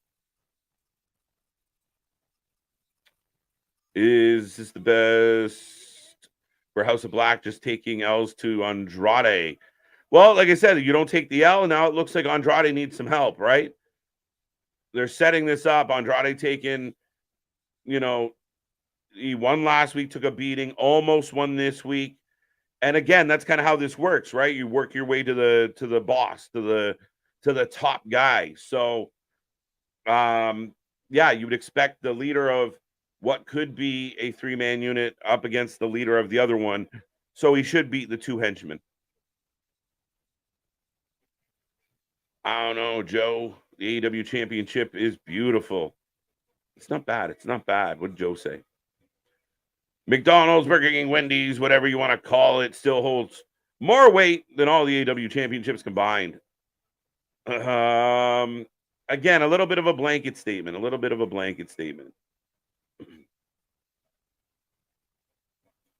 What do you think about Johnny TV? Stupid name. Him being with QTV, stupid. QT being on TV is stupid. QT's whole QTV angle is stupid. Hobbs being involved with QTV is stupid. The Australian chick hitting on Bowens, that was stupid. Yeah, I think it's stupid. Yeah. Back home in Toronto, even though he was announced from Tampa Bay for the longest fucking time. Yes, it might be, Andre. I mean, I spent a lot of time defending this brand split, but shit, it's all over the fucking place. Big chance for Christian Cage. Yeah, right?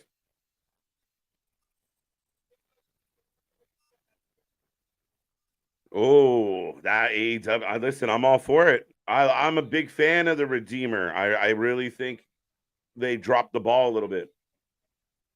I think they kind of, Miro's good and it went nowhere. So it's nice to see this happening.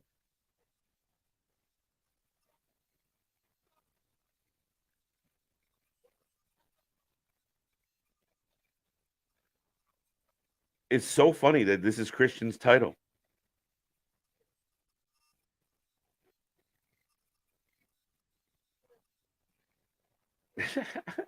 The city breeds losers. Wait. Matter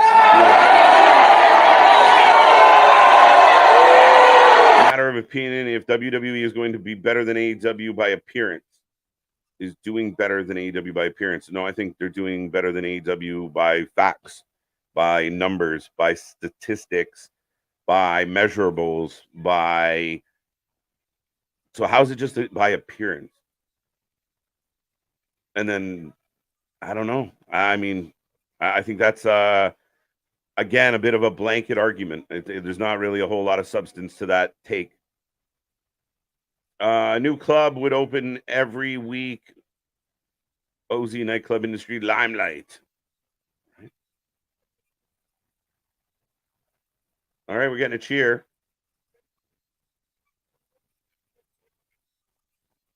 We're talking about Kawhi. The AEW title would look better, would look beautiful around. Yeah, I agree with that. Luchasaurus got that one. Stupid. Yeah, it's stupid, Bobby. I'm with you. Stupid. Yeah, I don't even care if he turns. I just want him to leave. Just fucking quit. Just walk away from it. Like he doesn't have to turn on him. I don't want a feud between Hobbs and Johnny TV or Hobbs and QT Marshall. Did I mention I think it's stupid?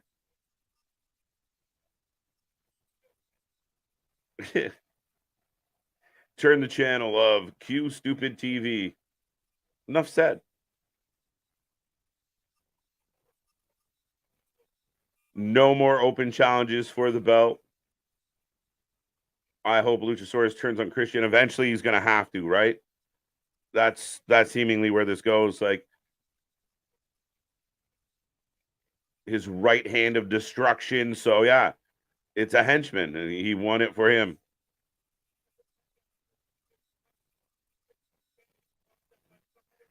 Cheap heat in the finest.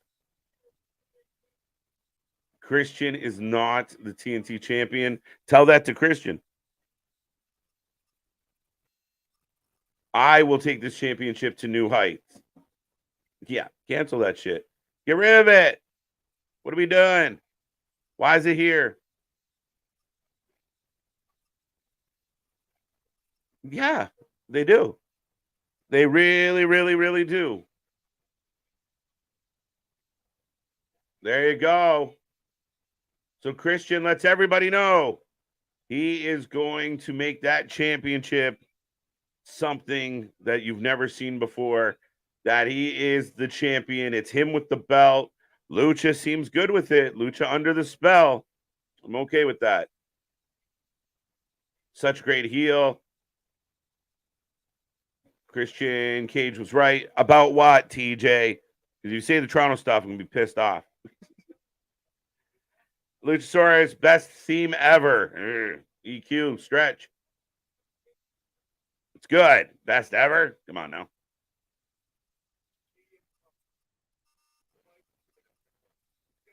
There's Kojima talking about Punk. I first met him 20 years ago. I get to face you. I am pumped. I flattened you in this win, the whole tournament. So, guys, remember, that's another caveat to this whole situation with Punk. Kojima is it is a first-round Owen Hart tournament match. I'm really okay with this. And I think Punk's going to beat Kojima. I think it doesn't make sense any other way. Therefore, Punk's going to advance in this tournament. Could CM Punk win the Owen Hart Classic? We already know what kind of Bret Hart marks they are. FTR, Punk, they always wearing their black and pink. Oh, Roddy doing it for Jim the Anvil Neidhart, the man who trained him. I like this. Joey talking about it. Joe.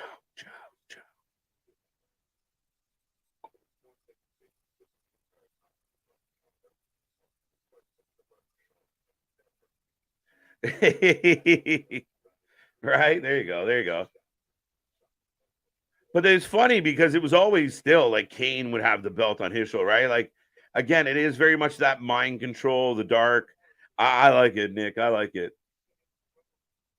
Hobbs, Juice.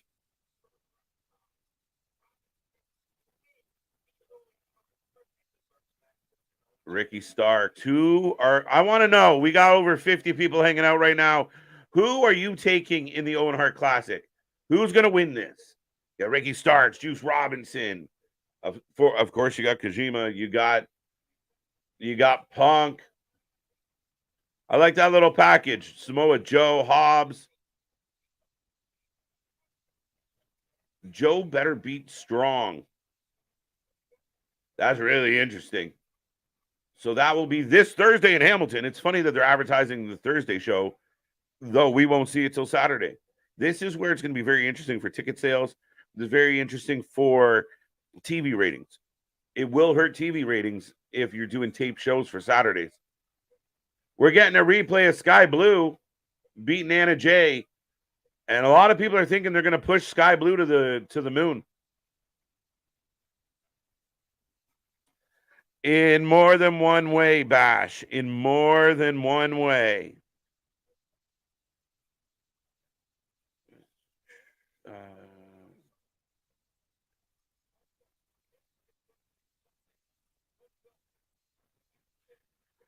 Joe better beat Strong. Punk is winning it, and I'm not happy about it. Give it to someone who needs the rub. I would almost argue that Punk kind of needs the rub, though. He needs... Right now, he's in a place where there's a lot of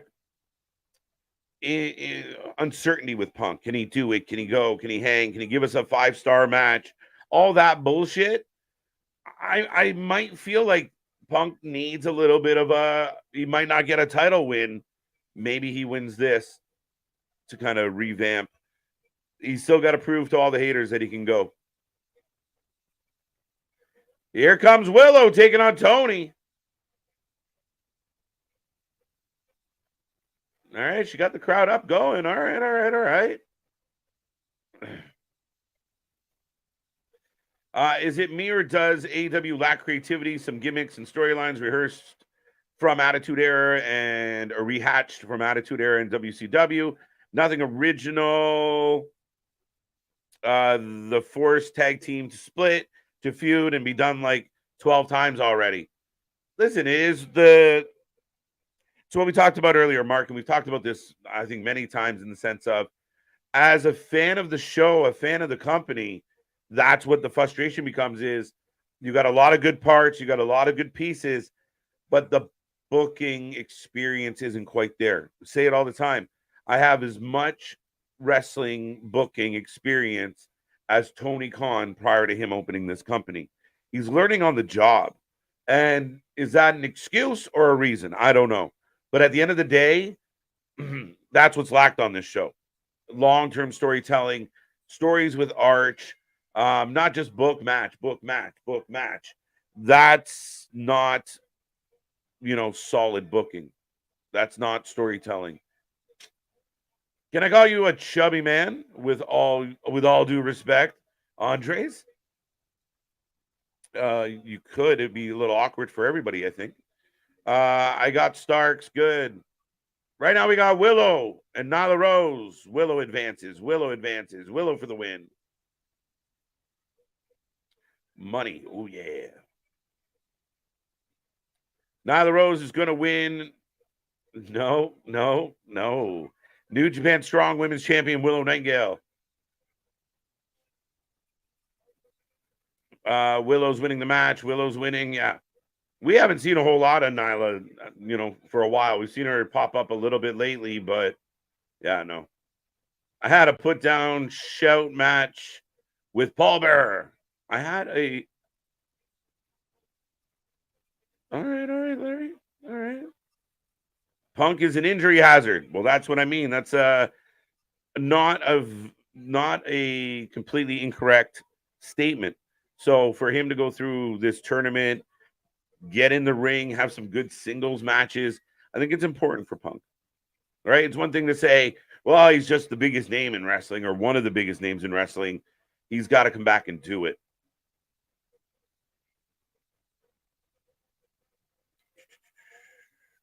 Next Saturday, Money in the Bank. Yes, Dale. We are here all week long leading to Money in the Bank. Next week, the night after Money in the Bank, we will be doing our 4 lifeys, our half-year awards. I think the first poll went up, got taken down and put back up earlier today. But, yes, go check that out. Vote for your favorite male wrestler and keep an eye out because more polls are coming your way. I'm going to go with Ricky Starks. Interesting. I got Starks. Punk is going to win. He's not going to lose anytime soon. Yeah, I don't think so. I don't think he should either. Bailey. Bailey.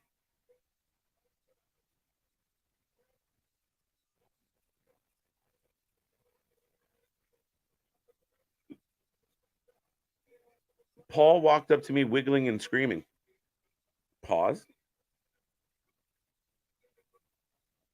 Oh. Is that Marina Shafir?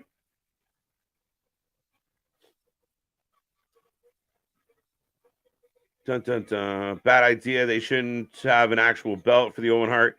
Yeah, it should be a trophy. I agree. If they want it to be a true memorial to Owen, they need a trophy like the Andre Giant Battle Royal. Yeah, I agree. I think it should have been a trophy. I don't like the fact that they gave belts. Now, granted, people were freaking out, but it's not. They're belts they're trophies in the form of a belt. Just give them a trophy. And if you have a heel win it, it's a great prop for them to bring out and use, just like Owen did with the Slammies, and remind them how great he is, right? So, or he or she is. I don't love the belts. I would have went trophies as well. But folks, we do head into another commercial break. Nyla Rose and Willow Nightingale still going toe to toe.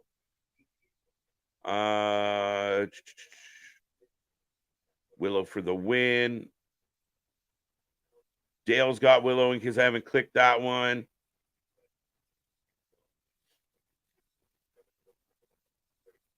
New Japan's real champ is Crybaby Banks. False. It's false because of this. She got pinned. She lost. So even if she was supposed to win, she didn't. So I don't see her as anything more than an injured wrestler. And that is one of the biggest knocks on Sasha Banks. I know all the Sasha Banks lovers will try and convince everybody out there that she's the best in the world. She's not. And she's not durable. And she hasn't been. We just talked about it with Punk. Same goes for Sasha. Getting back in that ring and be strong enough to survive. And I think sometimes, she's got a small body frame. Maybe it's just not her thing. Did anybody see on Dynamite Jungle Boy botched his match? If nobody watched him slap his leg when he kicked Doki, you missed it. I could see Ray Charles could have seen it. I think that's a show-wide thing. I really do. I don't think it's just on Jungle Boy. Does that mean he botched? If he botched in his match, fine. But I don't think he botched the match. It's just kind of how it is. We've learned to accept it. Willow for the win. Nyla for the win. Willow for the win. I can see most storylines look a little bit lackluster than usual, especially when the Bloodline storyline is one of the best in the past 2 decades. Not bad show. Not bad show. Speaking of lackluster and just accepting it. What? Speaking of one of the best storylines, I was trying to. You sat there and just disregard. I was like, wait. I said I had to reread the comment and be like, "What's the good thing in there?" I got it. Keep it positive. Reach. Did you guys take breaks? You and the other who's with you? Yeah, we took pauses. It's cause a sponsored cause for the pause. Pause for the cause. It's been a minute since we've actually said it that way. Well, at this point, it's right now # not sponsored. So if you want to sponsor the pause for the cause, be a friend, tell a friend, reach out, or drop that super chat. And you can sponsor the pause for the cause. There you go. You sponsor the next pause. AEW Friday, Saturday, Sunday. Let's fucking go. The cup runneth over. The powdery plate runneth over. KJ, so what the hell happened to the Giant? No, we got like 2 weeks ago on Dynamite. Oh, on the screen, the Giant no that popped up. Yeah, we still don't know. I wasn't here. Did you get that? Yeah, I asked everybody because I was watching live, of course, and I'm like, was that just my feed, my TV? Is somebody am I hallucinating at this point? The vitamins are taking over, folks. A lot of people said it was just their DVR of just letting them know you're done watching this. No, no, this is not. We can't do this anymore. Oh, trying to get Nyla up doesn't work. But so who you got here, Willow or Nyla? Willow can't lose to Nyla. She's fucking New Japan Strong Champion. By way of broken ankle. This is not my fault. I don't care. You get in a fight with someone, they break their ankle. You still feel like you won. You don't go, I'm not discrediting her, but yeah. Still. All right. If I was Willow, I broke her ankle. She just didn't feel it till she got up there. Who's out here with Nyla? I think it's Marina Shafir. Is it? I said it earlier, but I could be wrong. I think it's Marina, but she's out here looking like when Tori was the ninja for Raven with all of this black on and everything. Yes, that's Shafir. Thank you. I vote Willow Nightingale. Yeah, she looked different with her hair pulled back. Is she just wearing big shoes, or is she legitimately like a foot taller than Roddy? Who's what? Both can be true. Oh yeah, that's right. I missed your comment. Sorry. Yeah, I heard about somebody being a foot taller than somebody. Very tall. You climb the mountains. That's what you do. Oh shit! Wow! Pillow! Pounced. She gonna gut wrench. I don't. Gut wrench power bomb onto Nyla for the 1, 2, 3. Big win for Willow. That guy in the white t-shirt killed me. Willow's getting over. Willow's she's over. Yeah. Very baby face, Nick. And it works. It works. You need good baby faces. And it's not one of those that can over contrive baby face of she's kind of always been that way. You kind of get it. It just kind of works. It kind of fits. It kind of sticks. Could she upset Tony Storm tomorrow as Ruby? Oh, Soraya's back. So much for that undisclosed injury, Dirt Sheets. Yeah, we hardly missed you. Yeah, we didn't. Speaking of, oh wait, Sky Blue with a chair, and she blue cakes, and she stumbles. She banged her crotch the on the ring, and it was a little hard too to much get in on the there. back end, sliding into the ring there. She's like, "I'm a cake." She had too much junk in the trunk to slide in there. Yeah, she got stopped up quick. You're still outnumbered 3-2, but apparently that's enough because Saraya doesn't count anymore. Well, I mean, let's be honest. All three of them barely count anymore. So listen, Tony Storm, I think, has done okay keeping her head above that water, just slightly. It's the buns. The buns do it. The buns on top of her head do it. She looks like $1 million. She's the champ. She's had good matches. I think her and Willow will be a good one. She looks like fucking Lola Bunny, is what she fucking looks like. Willow's one broken ankle away from AEW World Champion.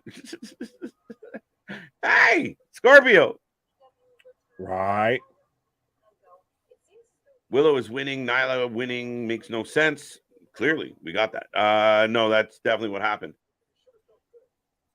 But I like what they've built on AEW Collision. Like, let's look at their roster. CM Punk, FTR, Juice and Jay, the Gun Club, if they're going to kind of bounce back and forth.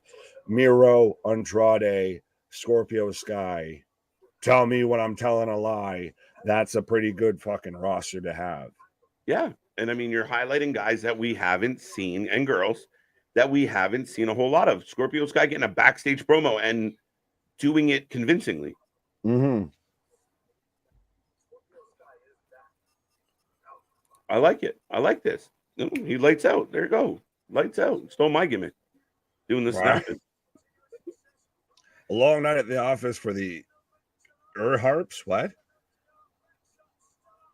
I'll take the ear harps. Oh, okay. I was like, explain yourself. 3-0, 2-1, 2-1. Great win for Willow. Well, another guy that has been underutilized and deserves a push. Up next, we've got Powerhouse Hobbs in action. Right. Joe wants to see Ryback versus Goldberg in a steroids in the bank match. Great name. Talk about it. We're in commercial. Go ahead. Talk about it. Right, this keeps coming up, like this Ryback thing. It keeps coming up because he won't shut the fuck up about it. He's trying to validate himself so hard. And now here's a couple questions. One, I have not seen Goldberg acknowledge this in any way, shape, or form. Your finger went up. All right. You said one, so I said be the one. Two, the other thing with this is, has Ryback been in a wrestling ring in the last 7 years? No. Has there been any evidence of him, taking bumps or doing calisthenics? Or this to me goes nowhere. I think the more folks, I'll be 100% honest with you. I reached out to the man. He put a challenge out there. We accepted it. Nick caused the problem to start. That's happened too. He pulled the pin and rolled the grenade in the room, and I just started playing hacky sack with it. Hacky, let's go. I mean, this is a guy who puts challenges out there, says things, and none of it has substance. There's no meaning behind anything Ryback does. He wants to be a shock jock without an audience. Nobody gives a fuck about Ryback. Did anybody really love him when he was around? Feed him more? Yeah, fuck off. You've been fed. Now go away. Feed me s'mores. My whole thing with part of this, and I get it with him or whatever's going on, because it's very much he's our generation or this generation's ultimate warrior. For us of a certain vintage, we've been here before. We've seen this before, and it doesn't end well. But at the same time, this is very much he wants to just have a voice, but also doesn't want to listen to anyone that might counteract his own narrative. Yeah, it's a stunt. He fits in perfectly with AEW. Mm-hmm. It's a stunt. There's no substance to it. And I don't think it's a stunt. I think it's who he is. He just can't fucking take someone. No, he's definitely. I honestly concerned about him, whether it's whether it's whatever has contributed to this, but I really worry about his mental capacity. I worry about his mental health. I worry about, and June is Men's Mental Health Month, by the way. I know we never talk about it. We don't get commercials. Yeah, we never talk about mental health on this channel or anything like that. Well, we do. Well, no, that's what I was saying. Of 100% of we, fully advocates for it. But yeah, so I worry about this man, dude. I really do. Like, again, he puts out these big claims. He thinks that he puts up a fan vote, and it's like the WWE is paying people to shit on him. They don't give a fuck about him. They don't care. He is the equivalent of gum on the heel of your shoe. Like, nobody cares about Ryback. Nobody wants to see him get in the ring. Nobody's anticipating a good match. Him and Goldberg, what are you just hoping for death? That's an insult to Ultimate Warrior. What? You have that. I'm just laughing at this. That's an insult to the Ultimate Warrior. That's why I stopped. To stop me dead. Son of like, oh, that's a good one. Yeah. Welcome, bro. Ryback equals vitamins. Oh, Ryback has some Rybong. What? No, you know what? As an enthusiast and an advocate, he on more than that. They don't make you act like that. Here, Big Dog asked the question. Nick, KJ, you two are going to have to tell me who your pharmacist in quotations is, because whatever vitamins, yeah, this man gets it from work. He or she has you on is definitely working for you. I want some too. Well, it costs to be the boss. Come to Canada. Come to Canada. Listen, I thought about it in 2016. Really fucking hard. It was really an option. Sorry. I got Hobbs in the ring, and he is absolutely destroying. That's our buddy, dude. Jeremy Prophet.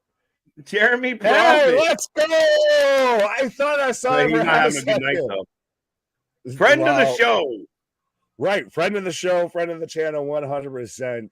Jeremy, if you want to come on for an interview after this, we got you, my guy. Yeah, buddy. I apologize if after all those elbows, your jaw might be wired shut, but yeah.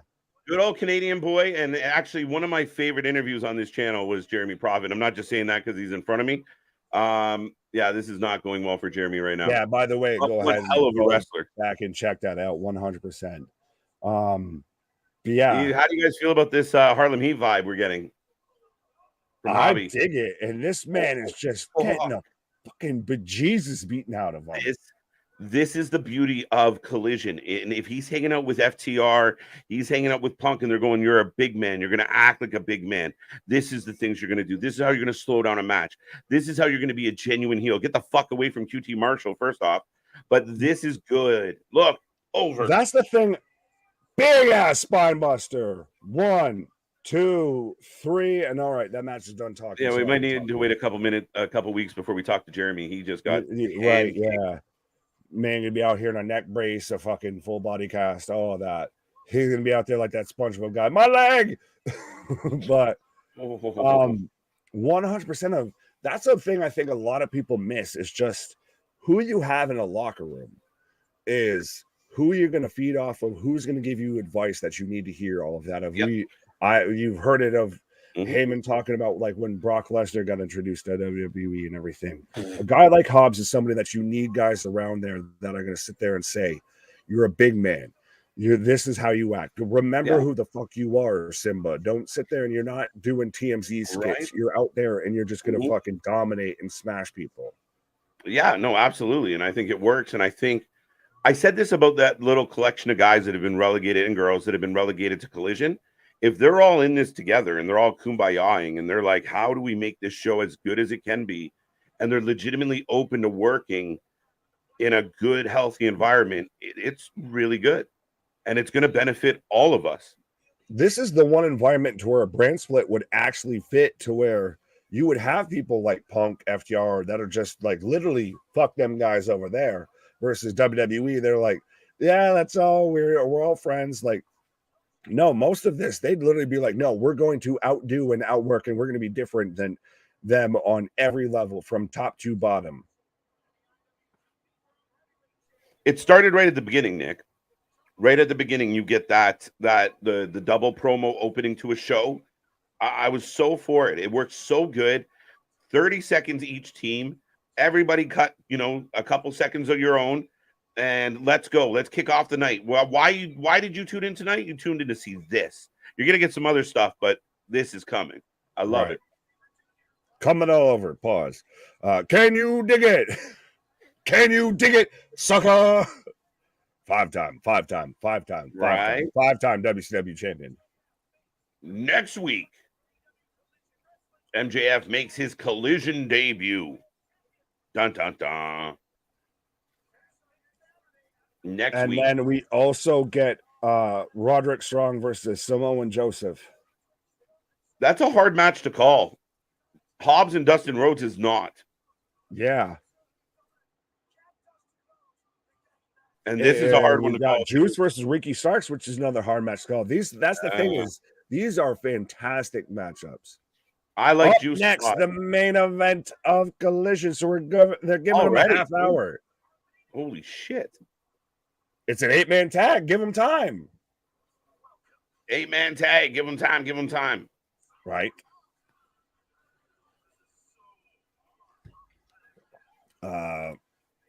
Ricky Starks getting a good rub too with FTR and Punk. Yeah, well, he's getting that FTR or RR. Yeah, it looks like they've brought in some guys that they see talent in that a lot of the fans have seen talent in. And you see Hobbs, perfect win. No bullshit, no run-ins, no QT, no Australian lady that we still don't know who she is. Just Hobbs out there beating the shit out of a human being. I'm sorry it had to be our buddy Jeremy Prophet, but good showing, bro. Did exactly what he was supposed to do. Yeah, you sold that shit real good. Yeah, you look like you in pain for a while. So I was gonna say, go and show him some love as he's recovering. Go and watch our interview with him and everything like that. Let him know that you appreciate him getting thrown from pillar to post here. Jason, welcome back. I didn't catch that. If he said that, that's very interesting that MJF and Tanahashi are going to open the show. It's interesting, but also if MJF is, I'm going to get in and I'm going to get the fuck out of, I don't want to be involved with this. Speaking of getting the fuck out, love you, big talk, but yeah, but, and that went to KJ, not you, big dog in the chat, but yeah, I kind of halfway go with that of one of those of getting in and getting out as quick as possible, as I am in commercial break of speaking of getting out as quick as possible, lad.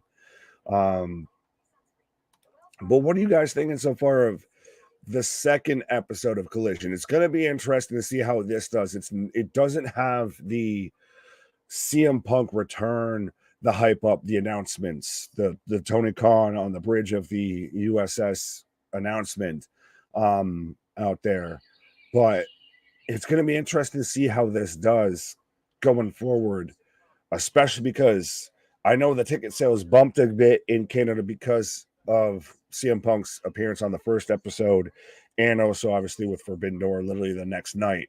But at the same time, they've got an uphill battle a bit to climb here, I feel. Who ended up winning the first match? I missed the ending of it.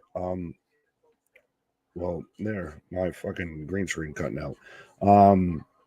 What was the first match tonight? Fact checkers, let me know of. Was the first match Andrade and Brody, or was there a match before that? I feel like there might have been a match before that, but I can't remember off the top of my head. Would you like to see a battle royal at Forbidden Door pre-show showcase more talent? No.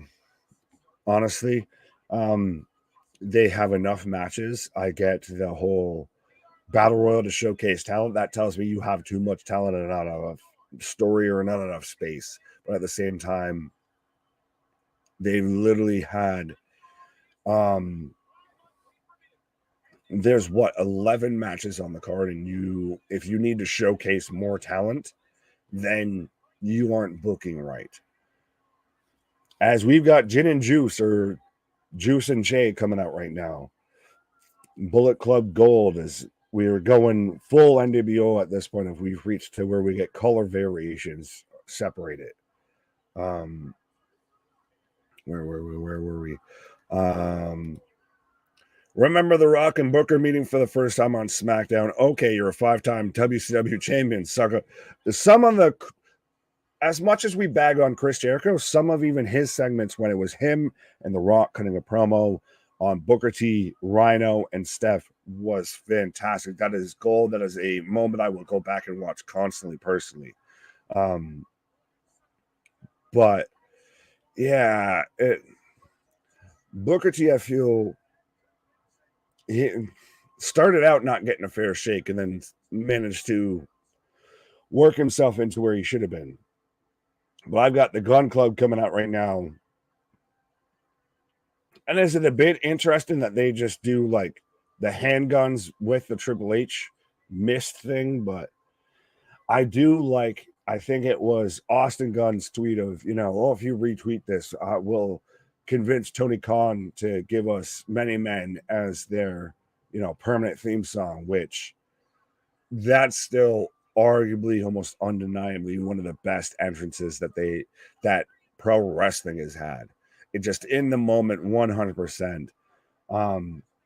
But I'm very much becoming a fan of Austin and Colton Gunn. I know we've joked about them being, the Ass Boys, the Gun Club, all of that. But they're 100% establishing themselves as not only, I would say, one of the best tag teams in AEW, one of the best tag teams in pro wrestling at this point, as I've got Ricky Starks coming out right now. Joe is winning because Punk is winning tomorrow. Hawaii? Okay. Oh, I see where you're going. I was like, well, Joe's not wrestling tonight, but fair enough. I get where you're going here. I got CMFTR and Starks. You got the RRR. Speaking of RRRs, Ricky Bullet Starks Club turns Gold on CM Punk and joins Bullet Club Gold. Could you? No, you ruined so much storyline. Huge pop for Ricky Starks coming out. Bigger pop for FTR. The crowd's into this, man. So how does Punk and the Elite in the same building work out? Are we going to get another fight? They haven't been in the same building. They will be tomorrow. Oh no, yeah, they will be tomorrow. But I'm sure there's some fucking rules of like the Bucks will be there between 6 and 8, and then Punk's allowed to come in at 8:30 to 10. You're gonna have a wall of security guards. just for Punk's protection, though, right? Right, yeah. Just in case Phil decides to do anything out of hand. I still want this Larry shirt. Now I know he's cutting the sleeves off and he's out here looking like your fucking ex-girlfriend when she gets up in the fucking bedroom in the middle of the night. But what the fuck here? But I still want that shirt. I mean, at least it might have looked like that when they woke up, but not when they woke up. Just covered in tattoos. I didn't KJ Russo-rific shoves you money. That was fucking hilarious.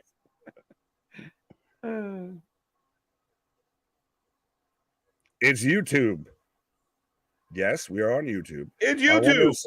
I wonder if Samoan SWAT team are coming to join Roman. Possible.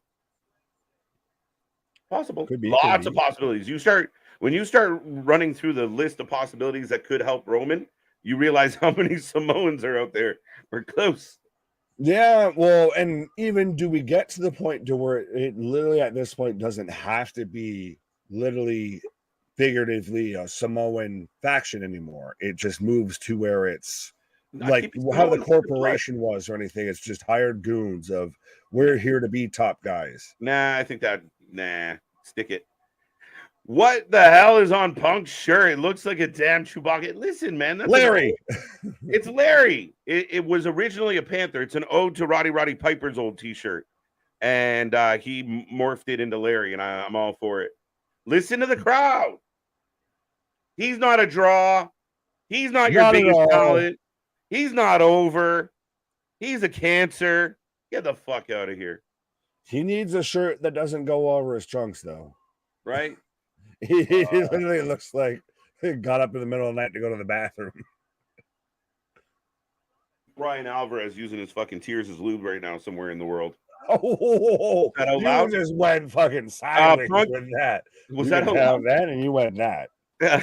Punk and the Elite are friends now. Maybe. I doubt it, but maybe. Frenemies. Yeah, they might have to be. Jay But and Funk, and the crowd's all for it. does Who'd he you take? look a bit thinner out here than he did the first week when he was out here in the Yes. pants and everything? Oh, Switchblade with the finger to the forehead tags in Juice. Is it the Juice? But they're when Look, we even get the go to sleep of they're nodding towards the Kenta thing. look, I'm going to say this. Sorry, go ahead. Go. No, you go. Good, go ahead. Sorry, I got excited. Yeah. I think yeah, I don't know what you said about Kenta, but nonetheless, listen, this has been my favorite 2 hours of wrestling that I've got this week without this match. Oh, absolutely. I like this. Larry in the chat saying, "What did I do?" I don't know. Not a huge fan, but I respect him. Kevin letting us know our YouTube channel looks fantastic. Thank you. It's fantastic. Beautiful. Thank you. We put a lot of time and effort goes into into everything that we do, guys. It's all thought out. You should see Nick and I trying to like come up with nominees for an award show. We take this shit serious, bro. Just a little bit. We were out here talking earlier of we did predictions, which by the way, they should be if they're not out already on the Tiki Talkies and everything. Yep. But literally we were coming up with the predictions. Oh, what the fuck? For Dindor, and we missed a match, and that shaved 7 seconds off on the retake. I don't know if you caught that. That drop down by Juice just looked like he fell forward. He just hits the mat for no reason. Well, he's out. He borrowed Hobbs's boots out here. He's got fiery boots for no reason. Listen to right? Did he borrow Hobbs' boots? That's what I said. He's out here of Stevie Ray out here sharing his gear with everybody. What the fuck was that? It's a horrible senton. That was a cannonball when you're driving off the diving board. All right, we got one of the ass cheeks in the ring. The crowd is losing it. CM Punk chants ringing out loud. Woo! It's got to all be a work now, right? No. Dude, I mean, maybe I've held tight, hoping among hope for all the people that think I'm an AEW hater. I'm praying that they didn't fuck this up this bad. I'm so hopeful. Hopium overdose. Yeah, we haven't seen the leader of the Hopium tribe, Damien, here in a hot minute here. Yeah, where's Damien? Someone do a wellness check on Damien. Yeah, where's our Hopium guy? Right. Yeah. Was Roddy Piper still alive when Ronda made her debut? No, unfortunately, Roddy had. I was trying to think of a nice way to say it, but no, he wasn't here when Ronda made her debut. That's why it was a big moment when she made her debut, with one of his jackets on and everything. Yeah, no, I mean, again, one of my favorite. I absolutely adore Roddy Piper. He's got Canadian roots. He's got Scottish roots. I got a Piper on my arm for a reason. I love it. I thought you were just a big fan of bagpipes. I am. They rock. What? All right. I get old school, but yeah. Tequila. Ricky, have you become a fan of the Gun Club like I have? Yes, they've got so much upside. The only thing that was wrong with the Gun Club, and we dealt with this when they won the belts, where I think both of us were kind of like, fuck. They just weren't there yet, and it pushed them into the wrong. It's what happened to the Acclaimed, right? You peak early, and now the Acclaimed are spent the last 4 months trying to find themselves again. I think with them, though, it pushed them in the direction that they needed to be pushed. It was one of those of they wouldn't be where they are if they didn't have that in their repertoire, if they didn't have that behind them. I think the biggest thing is what they needed to do and what they've done. Hey, Rico Suave. Rick Rude, where are you? Shout out to the badasses. Another past Shadow. What? Sorry. Yeah. Another blast from the past. Hello, ladies. Going Val. That is where I thought of outside of Rick Rude here. Right? Which, by the way, one of the most savage moments of Rick Rude's fucking ties half the time of like, let me just have your wife airbrushed onto my crotch. Like, that's savage. Dude, it's savage as fuck. In the 80s, man, Rude was so underrated as like that top heel guy. Like he was really fucking good. Now I need a moment for all you Toronto Canadian sweat hogs. Yeah. Oh, big knee from Jay White. Thumbs Out goes Punk. Oh, Punk getting worked over. And we got a melee. Or cutting a commercial break, I feel. Yeah, this is a perfect commercial spot with the ref. The ref actually get the fuck in the ring. Get in the ring. Right, just go. You over there. But this works. I think we're getting more and more. We're dipping our toes into this whole the Golden Bullet Club and the Gun Club paired up together because it works perfectly just for the sake of namesake. But I wish they would have just kept it simple, right? It's the old adage, right? Keep it simple, stupid. And I think when they came out and who did they fuck over? They screwed somebody.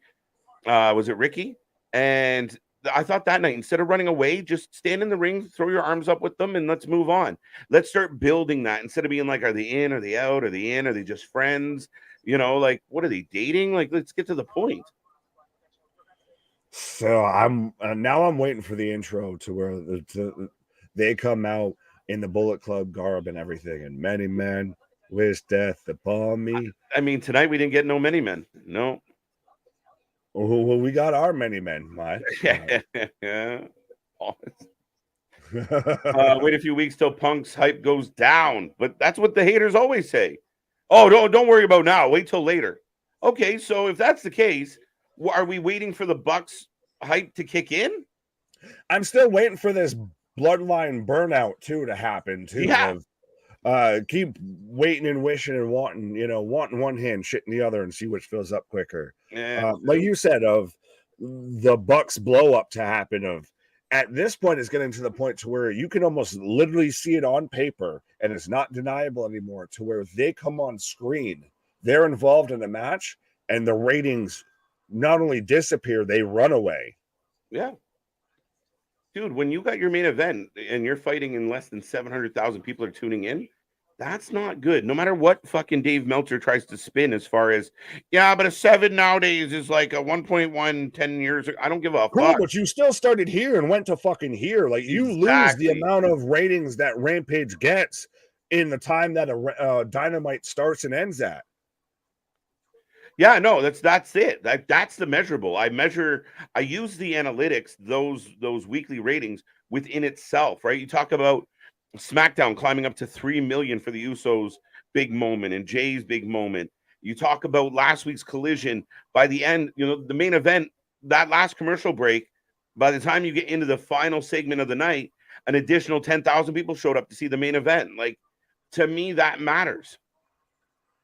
Well, I know we've talked about them moving the field goal post and everything, but as much as you look at the end number of, like, say a SmackDown got 3 million ratings, whatever, all of that, but you also still, much like we do with AEW, we've got to do it still with WWE, of where does that number come from? Like, that wasn't consistent. That's not throughout anymore. That's not a thing. We got to know where the spikes are, what moves people, what sends people away.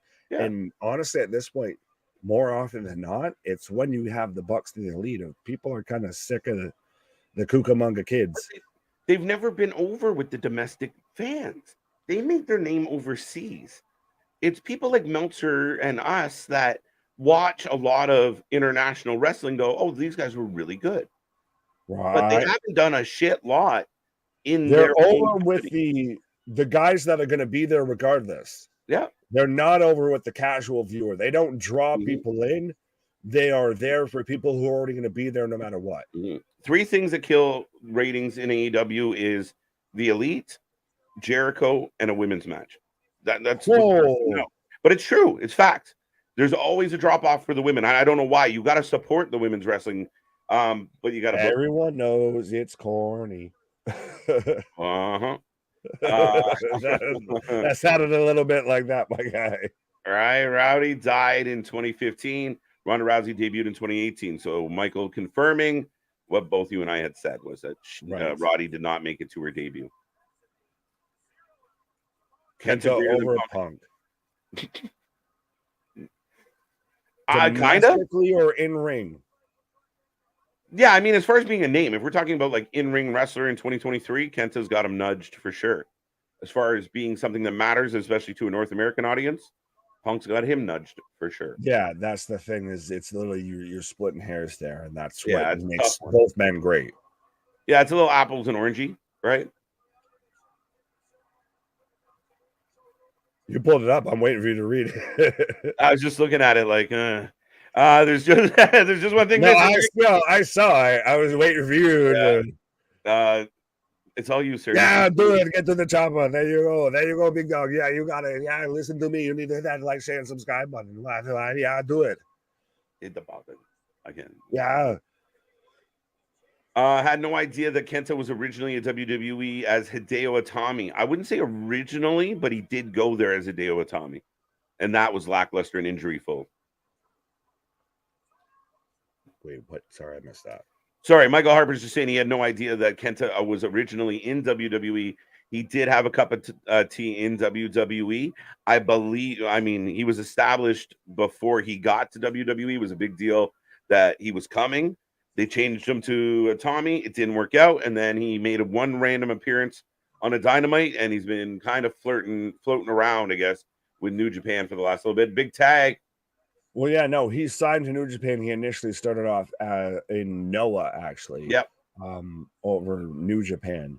But I've got Austin Gunn and CM Punk right now in the ring. What's better, Larry? What's better, Larry than Shirt or Paul Heyman's phone? Both.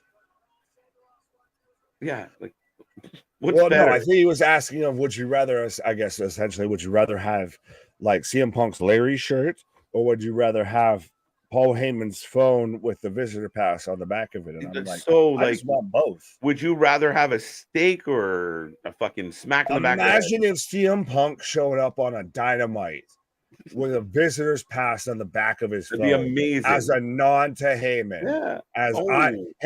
And I'm a Paul Heyman guy. And you know who else was a Paul Heyman guy? Brock Lesnar. And he split just like I'm splitting too. Right.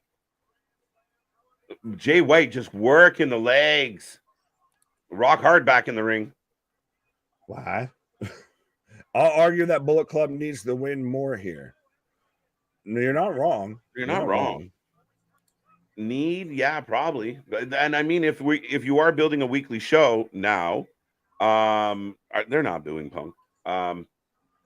If you are building a weekly show, maybe the Bullet Club win to help build some type of story. I feel like we're going to get some really good stories out of Saturdays. Why? Wait, my name is an adjective? Yeah, it happens.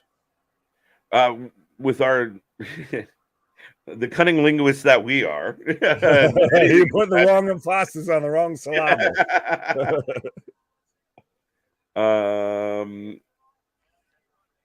4 fights on 0 hour prelims, 7 fights on the main card. Forbidden Door, said Kevin Kelly. That's a lot on the prelim. We're getting a lot on a prelim. I'm fine with that. If we're going to be here at 6 o'clock on a Sunday, yeah, might as well. Let's go. I'm fine with that. Give me the wrestling beforehand. I'd rather get through the wrestling earlier than stay later for some bullshit. I like this comment from TJ Hook that says you can't even go by the ratings alone nowadays, and I completely agree with that. And I think a lot of times when people aren't doing so good in the ratings, the defense is that, well, the ratings aren't what they used to be. That's fine. The pot of people that you... I was just going to say the demo gets brought up a lot too. Sorry. Yeah, and the demo matters because that's what advertisers pay for. But that, to me, yeah, I think everyone's aware less people are watching TV. Less people are watching live TV. The cord cutting generation is what it is. But at the end of the day, there's conceivably 3 million-ish wrestling fans kicking around on a week-to-week basis, where we've seen that as the peak. So that becomes the measuring stick within that world. Like, we're not saying, oh, you see the old school guys of like, we used to get 10 million. Well, we don't get that anymore. That's not a fair comparable. That's where the ratings don't matter. But when you can compare yourself to yourself week over week or hour to hour, that's where it matters. Well, and I get that. As I was looking at the updated card, I haven't seen anything else added to the pre-show outside of Athena and Billy Starks. But so the thing is with this, and I get that, of we have the streaming services, all of that. Granted, every television show, every weekly show is in the business of adding viewers, which oddly enough, AEW just doesn't seem to want to do or can do. But it's every metric. It's the ratings, it's the attendance, it's ticket sales of how much do we move the fucking goalpost to avoid at times that there might be issues, that there might be flaws here. And for every point, there is a counterpoint, and I understand that. For every the ratings are low for Dynamite or for this or that. Well, not a lot of people are watching now. There a lot of people are streaming. Cool. Well, the ticket sales aren't going great. Well, it's inflation and shit like that. Not everybody can go out there and everything like that. Well, look at the fucking ticket sales that were done for Wembley. That's what everybody hangs their hat on. Everything. There's just so many things that trend in the negative direction. Yeah, no, and I mean, you had somebody once upon a time call himself the demo god because of the key demo. He thought it was cute. Oh, now he's the demo pause, but yeah, now he's like out and about like shit. Well, it doesn't matter. Well, it does. He's out here complaining about how hotels are and everything. F Meltzer, Bucks, Kenta. I'm a CM Punk, Mark Kenta suck in WWE. They're still beating up Punk, by the way. Yes, and yes to that, but they also did it wrong. What in the name of fucking timelines do we have here? I think they got the NWO idea from the Bullet Club. No. The NWO, yeah, they did. No. What? They got it from a Japanese faction. Yeah. It wasn't the Bullet Club. Yeah, no. Yeah, which timeline? McAvoy or Stewart? Yeah, right.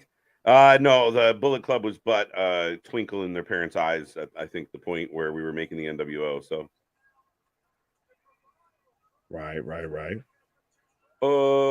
Yeah, Macho Man versus Rick Rude, goated. Yeah, right. Fuck. Just like TK said, Wrestling for Life Network do matter. Yes, absolutely. That's true. Right. KJ, I got your answer for the bloodline. What if Roman brings in another legendary family? Perhaps maybe the last name like Cologne might help along. Maybe. I don't see it being a good fit.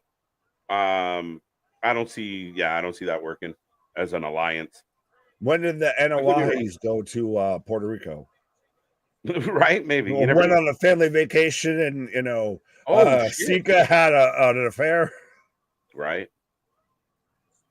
I'll argue that the Bullet Club needs to win here more. Yeah, you're not wrong. I mean, Nick, you and I have talked at length about like how frustrating, and some people tried to play it off like, oh, well, they're slow booking them.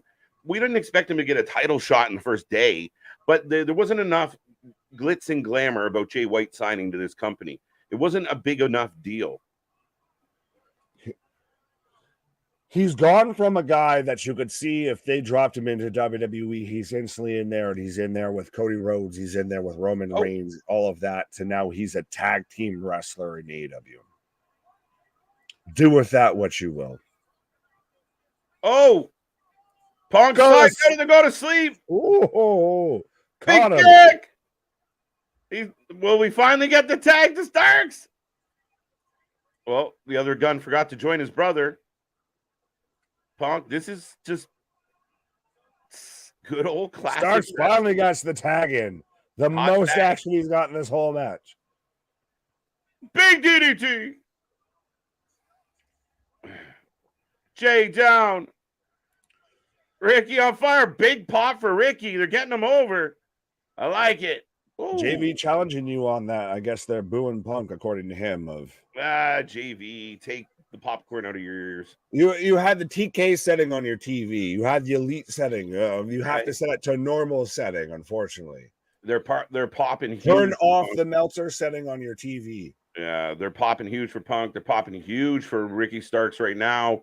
They're all into this, and they've rode the crowd really well tonight as far as keeping them invested in all of this. But now we got another bit of a brouhaha. Right. Speaking of brouhahas, I guess Clay out here, y'all ain't watching the College Baseball World Series. Well, we do have Wrasslin in the name, so we tend to watch the Wrasslin. But apparently Florida and LSU are tied 3-3 in the bottom of the ninth. Okay. Cool. See the Samoan SWAT team coming to help Roman. They're related to Roman. Fair enough. My bad on the Bullet Club. Yeah, Bash. Yeah, timelines, my guy. What about GOD? Gorillas of Destiny. Yeah, ain't nobody realer than Gorillas. You got my vote. Roman. Yeah, that's been rumored, Nick, and I like it. I like the idea of GOD being a part. You've already heard the talks about Tama Tonga. You've heard the talks about Hikaleo. All that's missing is the talks about Tongaloa. We've heard the talks about Jacob Fatu, of, like you said, and it's not to sound in a sort of way of there's just so many Samoan professional wrestlers. Roll up for a 2 count on Starks. I was saying Boo Earns. Runner. I was saying Boo Earns.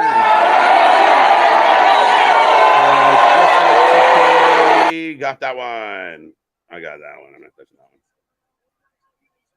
You idiot. Not you guys. That's what you said. Fair enough. I can hear it over the soundboard. Boo. Boo. Big pile driver. Oh, don't suck it. Oh, I was gonna say I got the 310 to Yuma.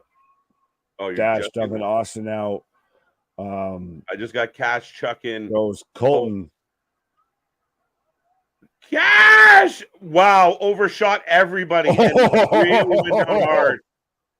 Wow. And free if you buy a front row ticket. Look at AEW Collision and buy a commemorative cup from the concession stand. You might get a free Dash Wheeler just showing up in your front row. You're Nagi. Oh, 2. Good match. 2 count. Blade Runner. Hit it. Not today. Roll up. Don't roll up. Don't win it this way. Not this way. Wow. Spear. Does Ricky Starks have the weakest spear in professional wrestling? Can we just say that? Can we be honest here? Look at that one. Look at this one for your argument. The prosecution ref. Yeah. No. What shit is shit. Like none of those were good. No, I thought you were praising it. Oh no. There it is. Wow, Jay White with the win. The Bullet Club wins. Sister Abigail. Yeah, it is still pretty much that. Yeah. That's what it is. Yeah. Good match. The Great match. Win. Great match. What a match. And why don't we get these crews, add one more person each, and we get them in blood and guts instead of the Elite and BCC? Because we need 2 exploding super kicks. This ref looks like he's going to fucking pull his shoulder out, raising his hands here. Right? He's excited too. He looks like how you would think a pro wrestling referee looks like. Kojima. Punk is done for. Not today. Not today. He looks like he's alive and well. And he needs to take a loss. It makes it more believable. It works all the way around. I think it was Louis that was saying how the Bullet Club needed a win. They've needed a win. They've taken a lot of L's even before Collision was the thing. Right. And it validates them a bit, and it validates this combination here because we've still got all 4 men in the ring. And it looks like we're going to get, a hand gesture here. Oh, we're making it official. There you go. A little bit of a We got 2 new members. We got the Ass Boys joining the Bullet Club. They should have just done that originally, but I love it. I think The this Bullet is gonna Club be good finally added a couple rounds in the chamber by adding the Gun Club. What's that? I said the Bullet Club finally added a couple rounds in the chamber by adding the Gun Club. There you go. Now they're a faction. They're not just 2 dudes. 2 dudes with attitude. 2 dudes with attitudes. No, I'm all for that. I think that went really well. I thought the main event was a really fun match. Lots of time on the clock. Yeah, man. I don't know what else more we could have asked for out of that particular one. Yeah, you gave them a half hour. When's the last time any match that didn't have a time limit draw stipulation that they could wear out on Dynamite get an actual long amount of time? Bro, I'm getting a replay of Rush Hour 2 right now. Sorry. Started off before Collision with Rush Hour 2, and now I'm getting what I missed beforehand. There you go. We will take your ratings out of 10, folks. If you're still watching, what did you think of tonight's show? Out of 10. It was a good one. It should be positive marks tonight. Oh, look at this. Hater. Well, I mean, Jamie Hater's on the sideline, so there's plenty of haterade to go around. So this man's just trying to guzzle it down as much as he can. He's like, I bought all this haterade and I don't know what to do with it now. But did this make you excited for Forbidden Door? Yeah, it didn't have a whole lot to do with Forbidden Door. Even the stuff that they did sell us for Forbidden Door of like the MJF Tanahashi thing was all right. I mean, serves its purpose. But Jericho, not really. Meh. This was more just about Collision. Well, that's the thing, is it becomes an interesting question of this is the second AEW Collision ever in the history of the series, ever in the history of the show, all of that. Should its focus be more on developing itself or developing the company's premium live event? And I think they went the smarter option and the better option in the long run and focused more on themselves. But it's one of those, at this point, it's the day before. If you haven't bought Collision, what the fuck are you doing with your life? What's wrong with you? Be a friend, tell a friend. We doing Forbidden Door? Of course we're doing Forbidden Door. We will be here at 6 p.m. Eastern Standard Time tomorrow. It's gonna be a fun one. Nick, you're the funniest. Yes, sir. I was just about to say, well, I think the link. Now you got me even fucking shit up, but the link is probably even below this video itself. That's all I was trying to say. The picture's right there. Just right there. Click the little bell. We got more coming your way. And like I said, we will be here for Forbidden Door. And then all through the week, you name the show, we will be covering it. And then we're right back into a weekend where we have Money in the Bank and our half-year awards. And folks, I mean, not many places do half-year awards. So if you see other people doing one, often imitated, never replicated, never duplicated. No more factions in AEW, please. I'm okay. I like factions. I like that one. I like useful factions. Yeah, make it work. Don't just put people together because you ain't got shit else for them. Right. 8 out of 10. Good night. Are you saying it was a good night or you're going to bed? Either way, we'll take both. Night. 8 out of 10. 7 out of 10. 7 out of 10. Rush Hour 2 is on TNT. Yes. Do you understand the words that are coming out of my mouth? 7 out of 10. 7.5 out of 10. So good scores to start this off. I want to do a side-by-side comparison of the scores for Dynamite this week compared to the ratings and the scores and everything for Collision this week. If I can make that happen, I would make it so. Because I feel like one's much more than the other.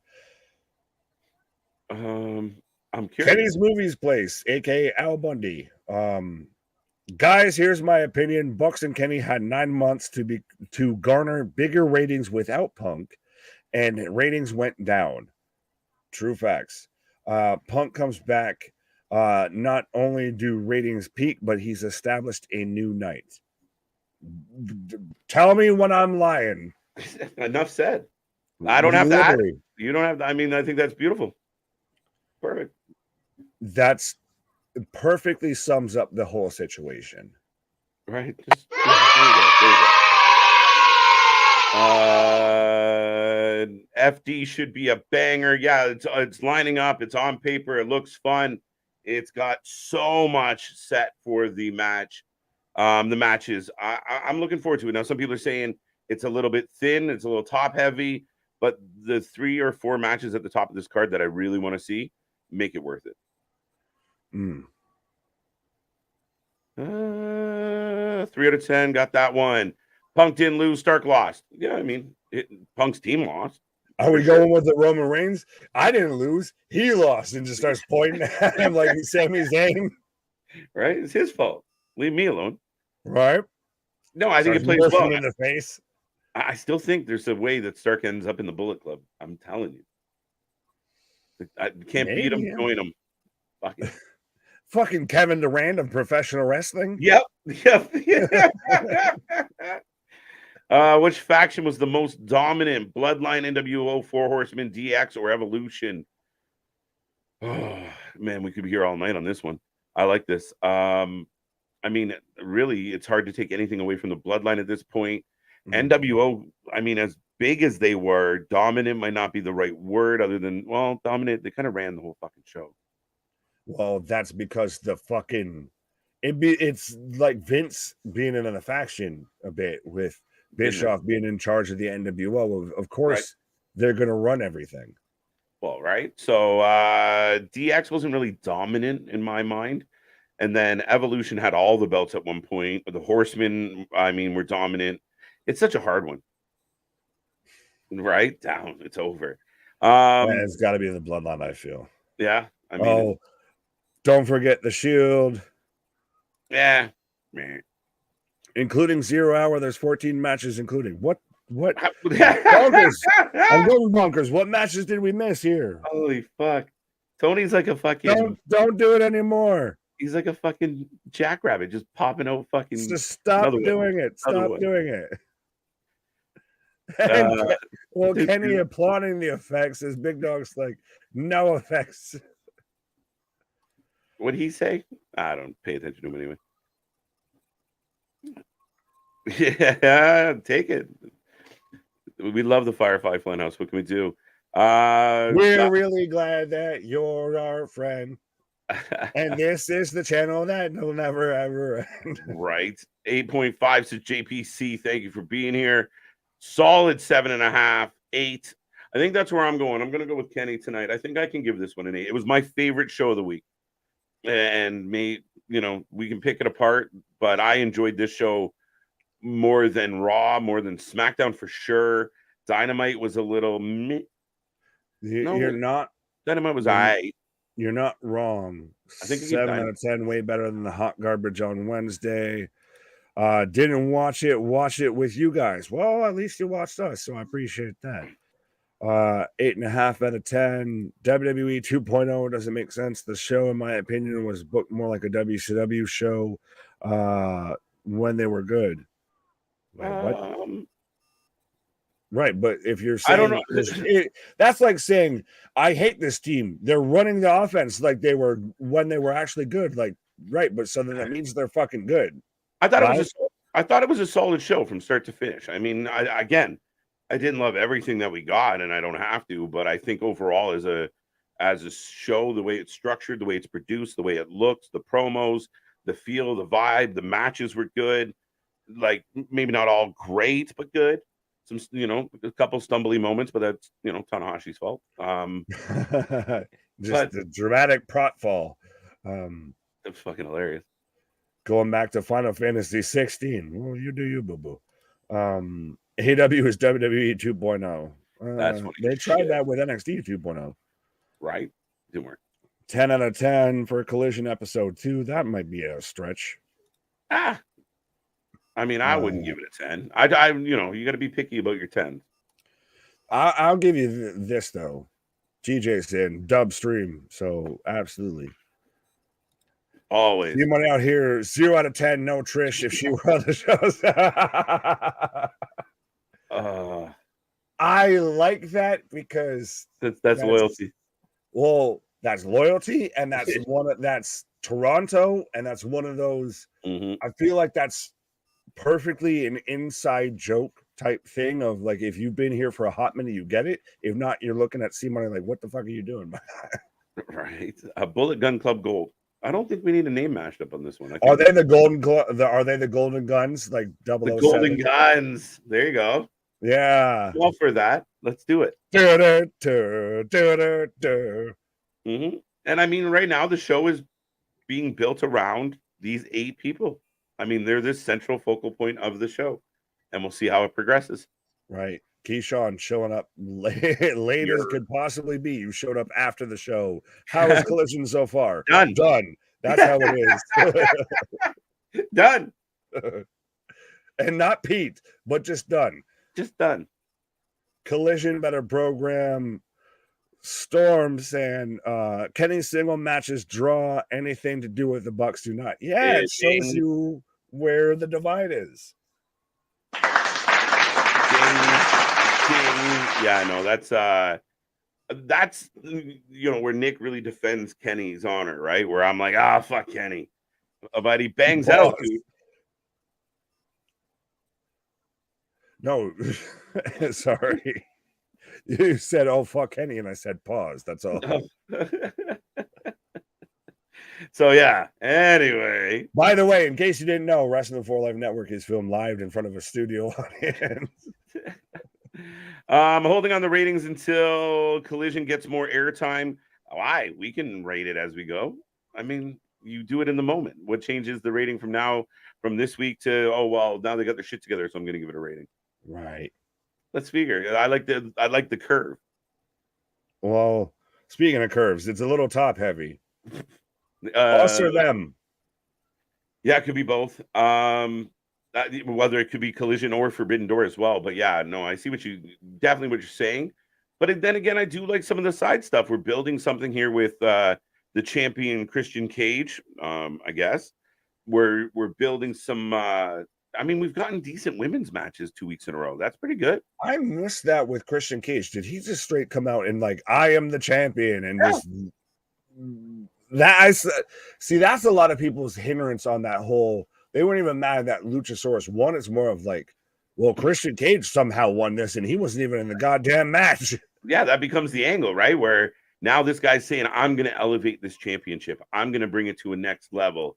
I'm going to make this belt matter again. I'm going to defend this belt. Whoa, with my right-hand buddy. Again, it's very Paul Bearer and Kane if Paul Bearer had taken the belt and acted like it was his. Right. I should probably get back to work now. Adios, wrestling fans. Louis Pirdo out. Take her easy, buddy. Have a good shift. Naito and Jericho have history, so this will be good, says Mike Harper. Yeah, I mean, it is what it is. I mean, it's all right. I hope it's a good match. I'm not like, let's go. Right. I was gonna say, you got anything else? Because I feel like we're hitting the final comments here of one more solid week of wrestling. Absolutely. Right. Show how they could achieve Diamond Gub Club. I don't know how we're gonna get with that. Because they need to feel the bang. the bang. SmackDown was largely uneventful and stunk. Stunk. Yeah, it wasn't good. It didn't really have that peak or valley, and sometimes we overlook the kind of the whole presentation for that main event. But overall, I think it was it was a 6. It was a 5.5. Like, it was meh.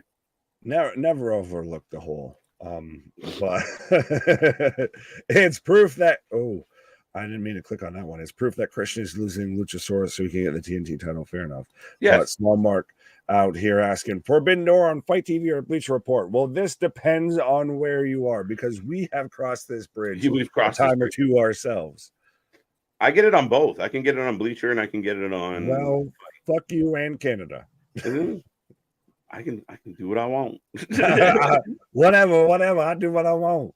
If you are in the US, it is only available unless you have a VPN on and hashtag not sponsored with that. If it's only available on Bleacher Report. If you're in, I feel like any outside country, you can get it on Fight or Bleacher Report. Yeah, you got options. I I got shows like in that. different area codes. Right. NWO, we were going to skip over that. Yeah, we can debate that all night, guys. We could actually do a fucking countdown. That might be some OC, some actual debatable. Just you and I on here talking about all that. But that's there we go. Aaron gonna run this out. The brand split did not help the blue brand. I don't know if it helped anybody. I mean, it's still so flimsy. Injuries on the roster, and Raw has more star power. I don't know about that. I mean, well, hold on Roman. first. Yeah, 100%. They got star power in one human being. Let's just wait 4 weeks to see the report on how Collision was. 4 weeks is a month to see how Yeah. expectations went. And I listen, Nick, I'm concerned about these taped shows, right? Thursday, they're doing a taping. Next Thursday, they're doing a taping. Oh, they're doing tapings. Oh, don't. Right? You getting all the story leaked out and shit before? How will that hurt your viewers? You and Luna going to be out here talking about the reactions, the results of fucking Collision out here watching Impact and everything. That's oh no, I hate that. Yeah, but that's another one of these hurdles for the Saturday night crew.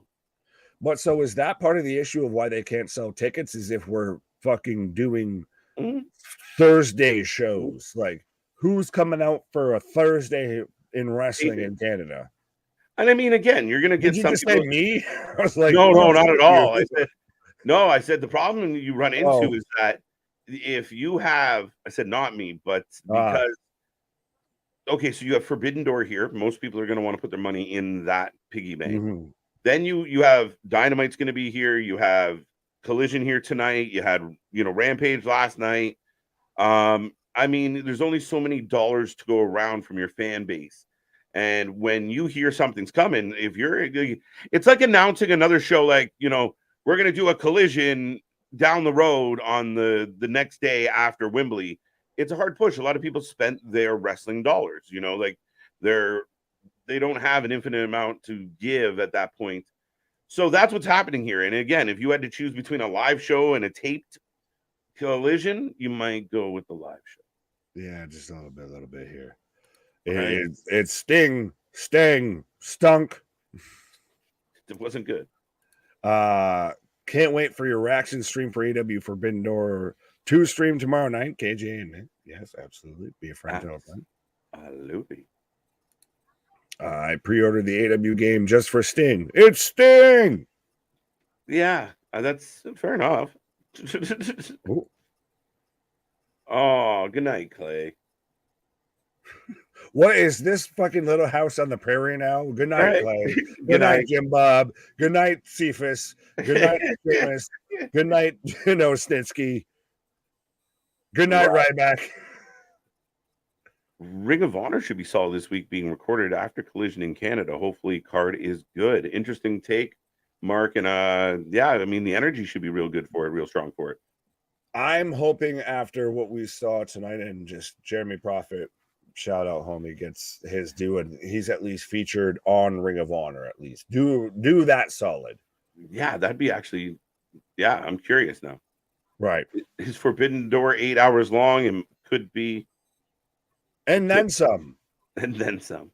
And then a press conference. Right. Don't worry, but we got you covered all the way from before the beginning. We've got you from the best of times to the blurst of times. Last comment I'm going to read, but yeah. Last comment. These children can't even plug their match. And if you believe Uncle Dave and his boy Alvarez, Will versus Omega is closing the show. That's not what I heard. And I've heard that. I heard Brian and Okada are going to close the show. So I've heard Danielson's dinged up too. So we might not get the Danielson we would want in that match. Maybe that could be true. Absolutely. Anyway, sorry. That's it. I guess we won't. They don't want more viewers. I mean, listen, this is a really good chance for Kenny and Will to fucking put on a show and have one of those matches where people start calling their friends, being like, "Dude, I know you don't like Kenny. Tune in." Like, it is one of those kind of nights. If they wanted viewers, you would do the CM Punk elite story. You have a trios, you have a 6-man tag match built up, you have a 6-man feud built up perfectly. Literally, it's sitting there hot, warm, and ready for you to fucking dig into it. And they're just saying, nah, I'll let that cool off a little bit. I'll let that cool off a little bit. You can have that. That ain't what I'm mad at. And it's not working. Absolutely. Everybody else saying kind of good nights, folks. I will take a moment to say thank you so much for joining us on a Saturday night. What a fun show tonight. Collision 2 for 2 in my books. I really enjoyed it.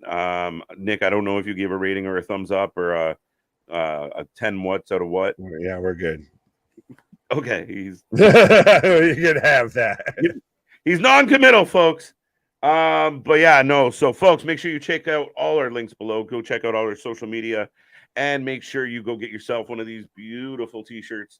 Be a part of the family, be a part of the crew, and make sure you guys come back for Forbidden Door tomorrow, live 6 p.m. Eastern time. It's going to be a fun one. We're going to be live and ready to go. The vibes are going to be good. So let's get it, folks. Nick, that's all I got. Absolutely. I just got to touch on this. Good night, Billy Joe, Billy Bob, Billy Jim, Billy Gunn, Superstar Billy Graham, all the Billies. Yes, we'll be back at it like a jackrabbit at 6 p.m. But our shit is real. Our shit is raw. Our shit is all authentic. When you're talking about the wrestling, you're going to put that for life with it. That's it all, folks. Have a good one. I'll see you on the flip side.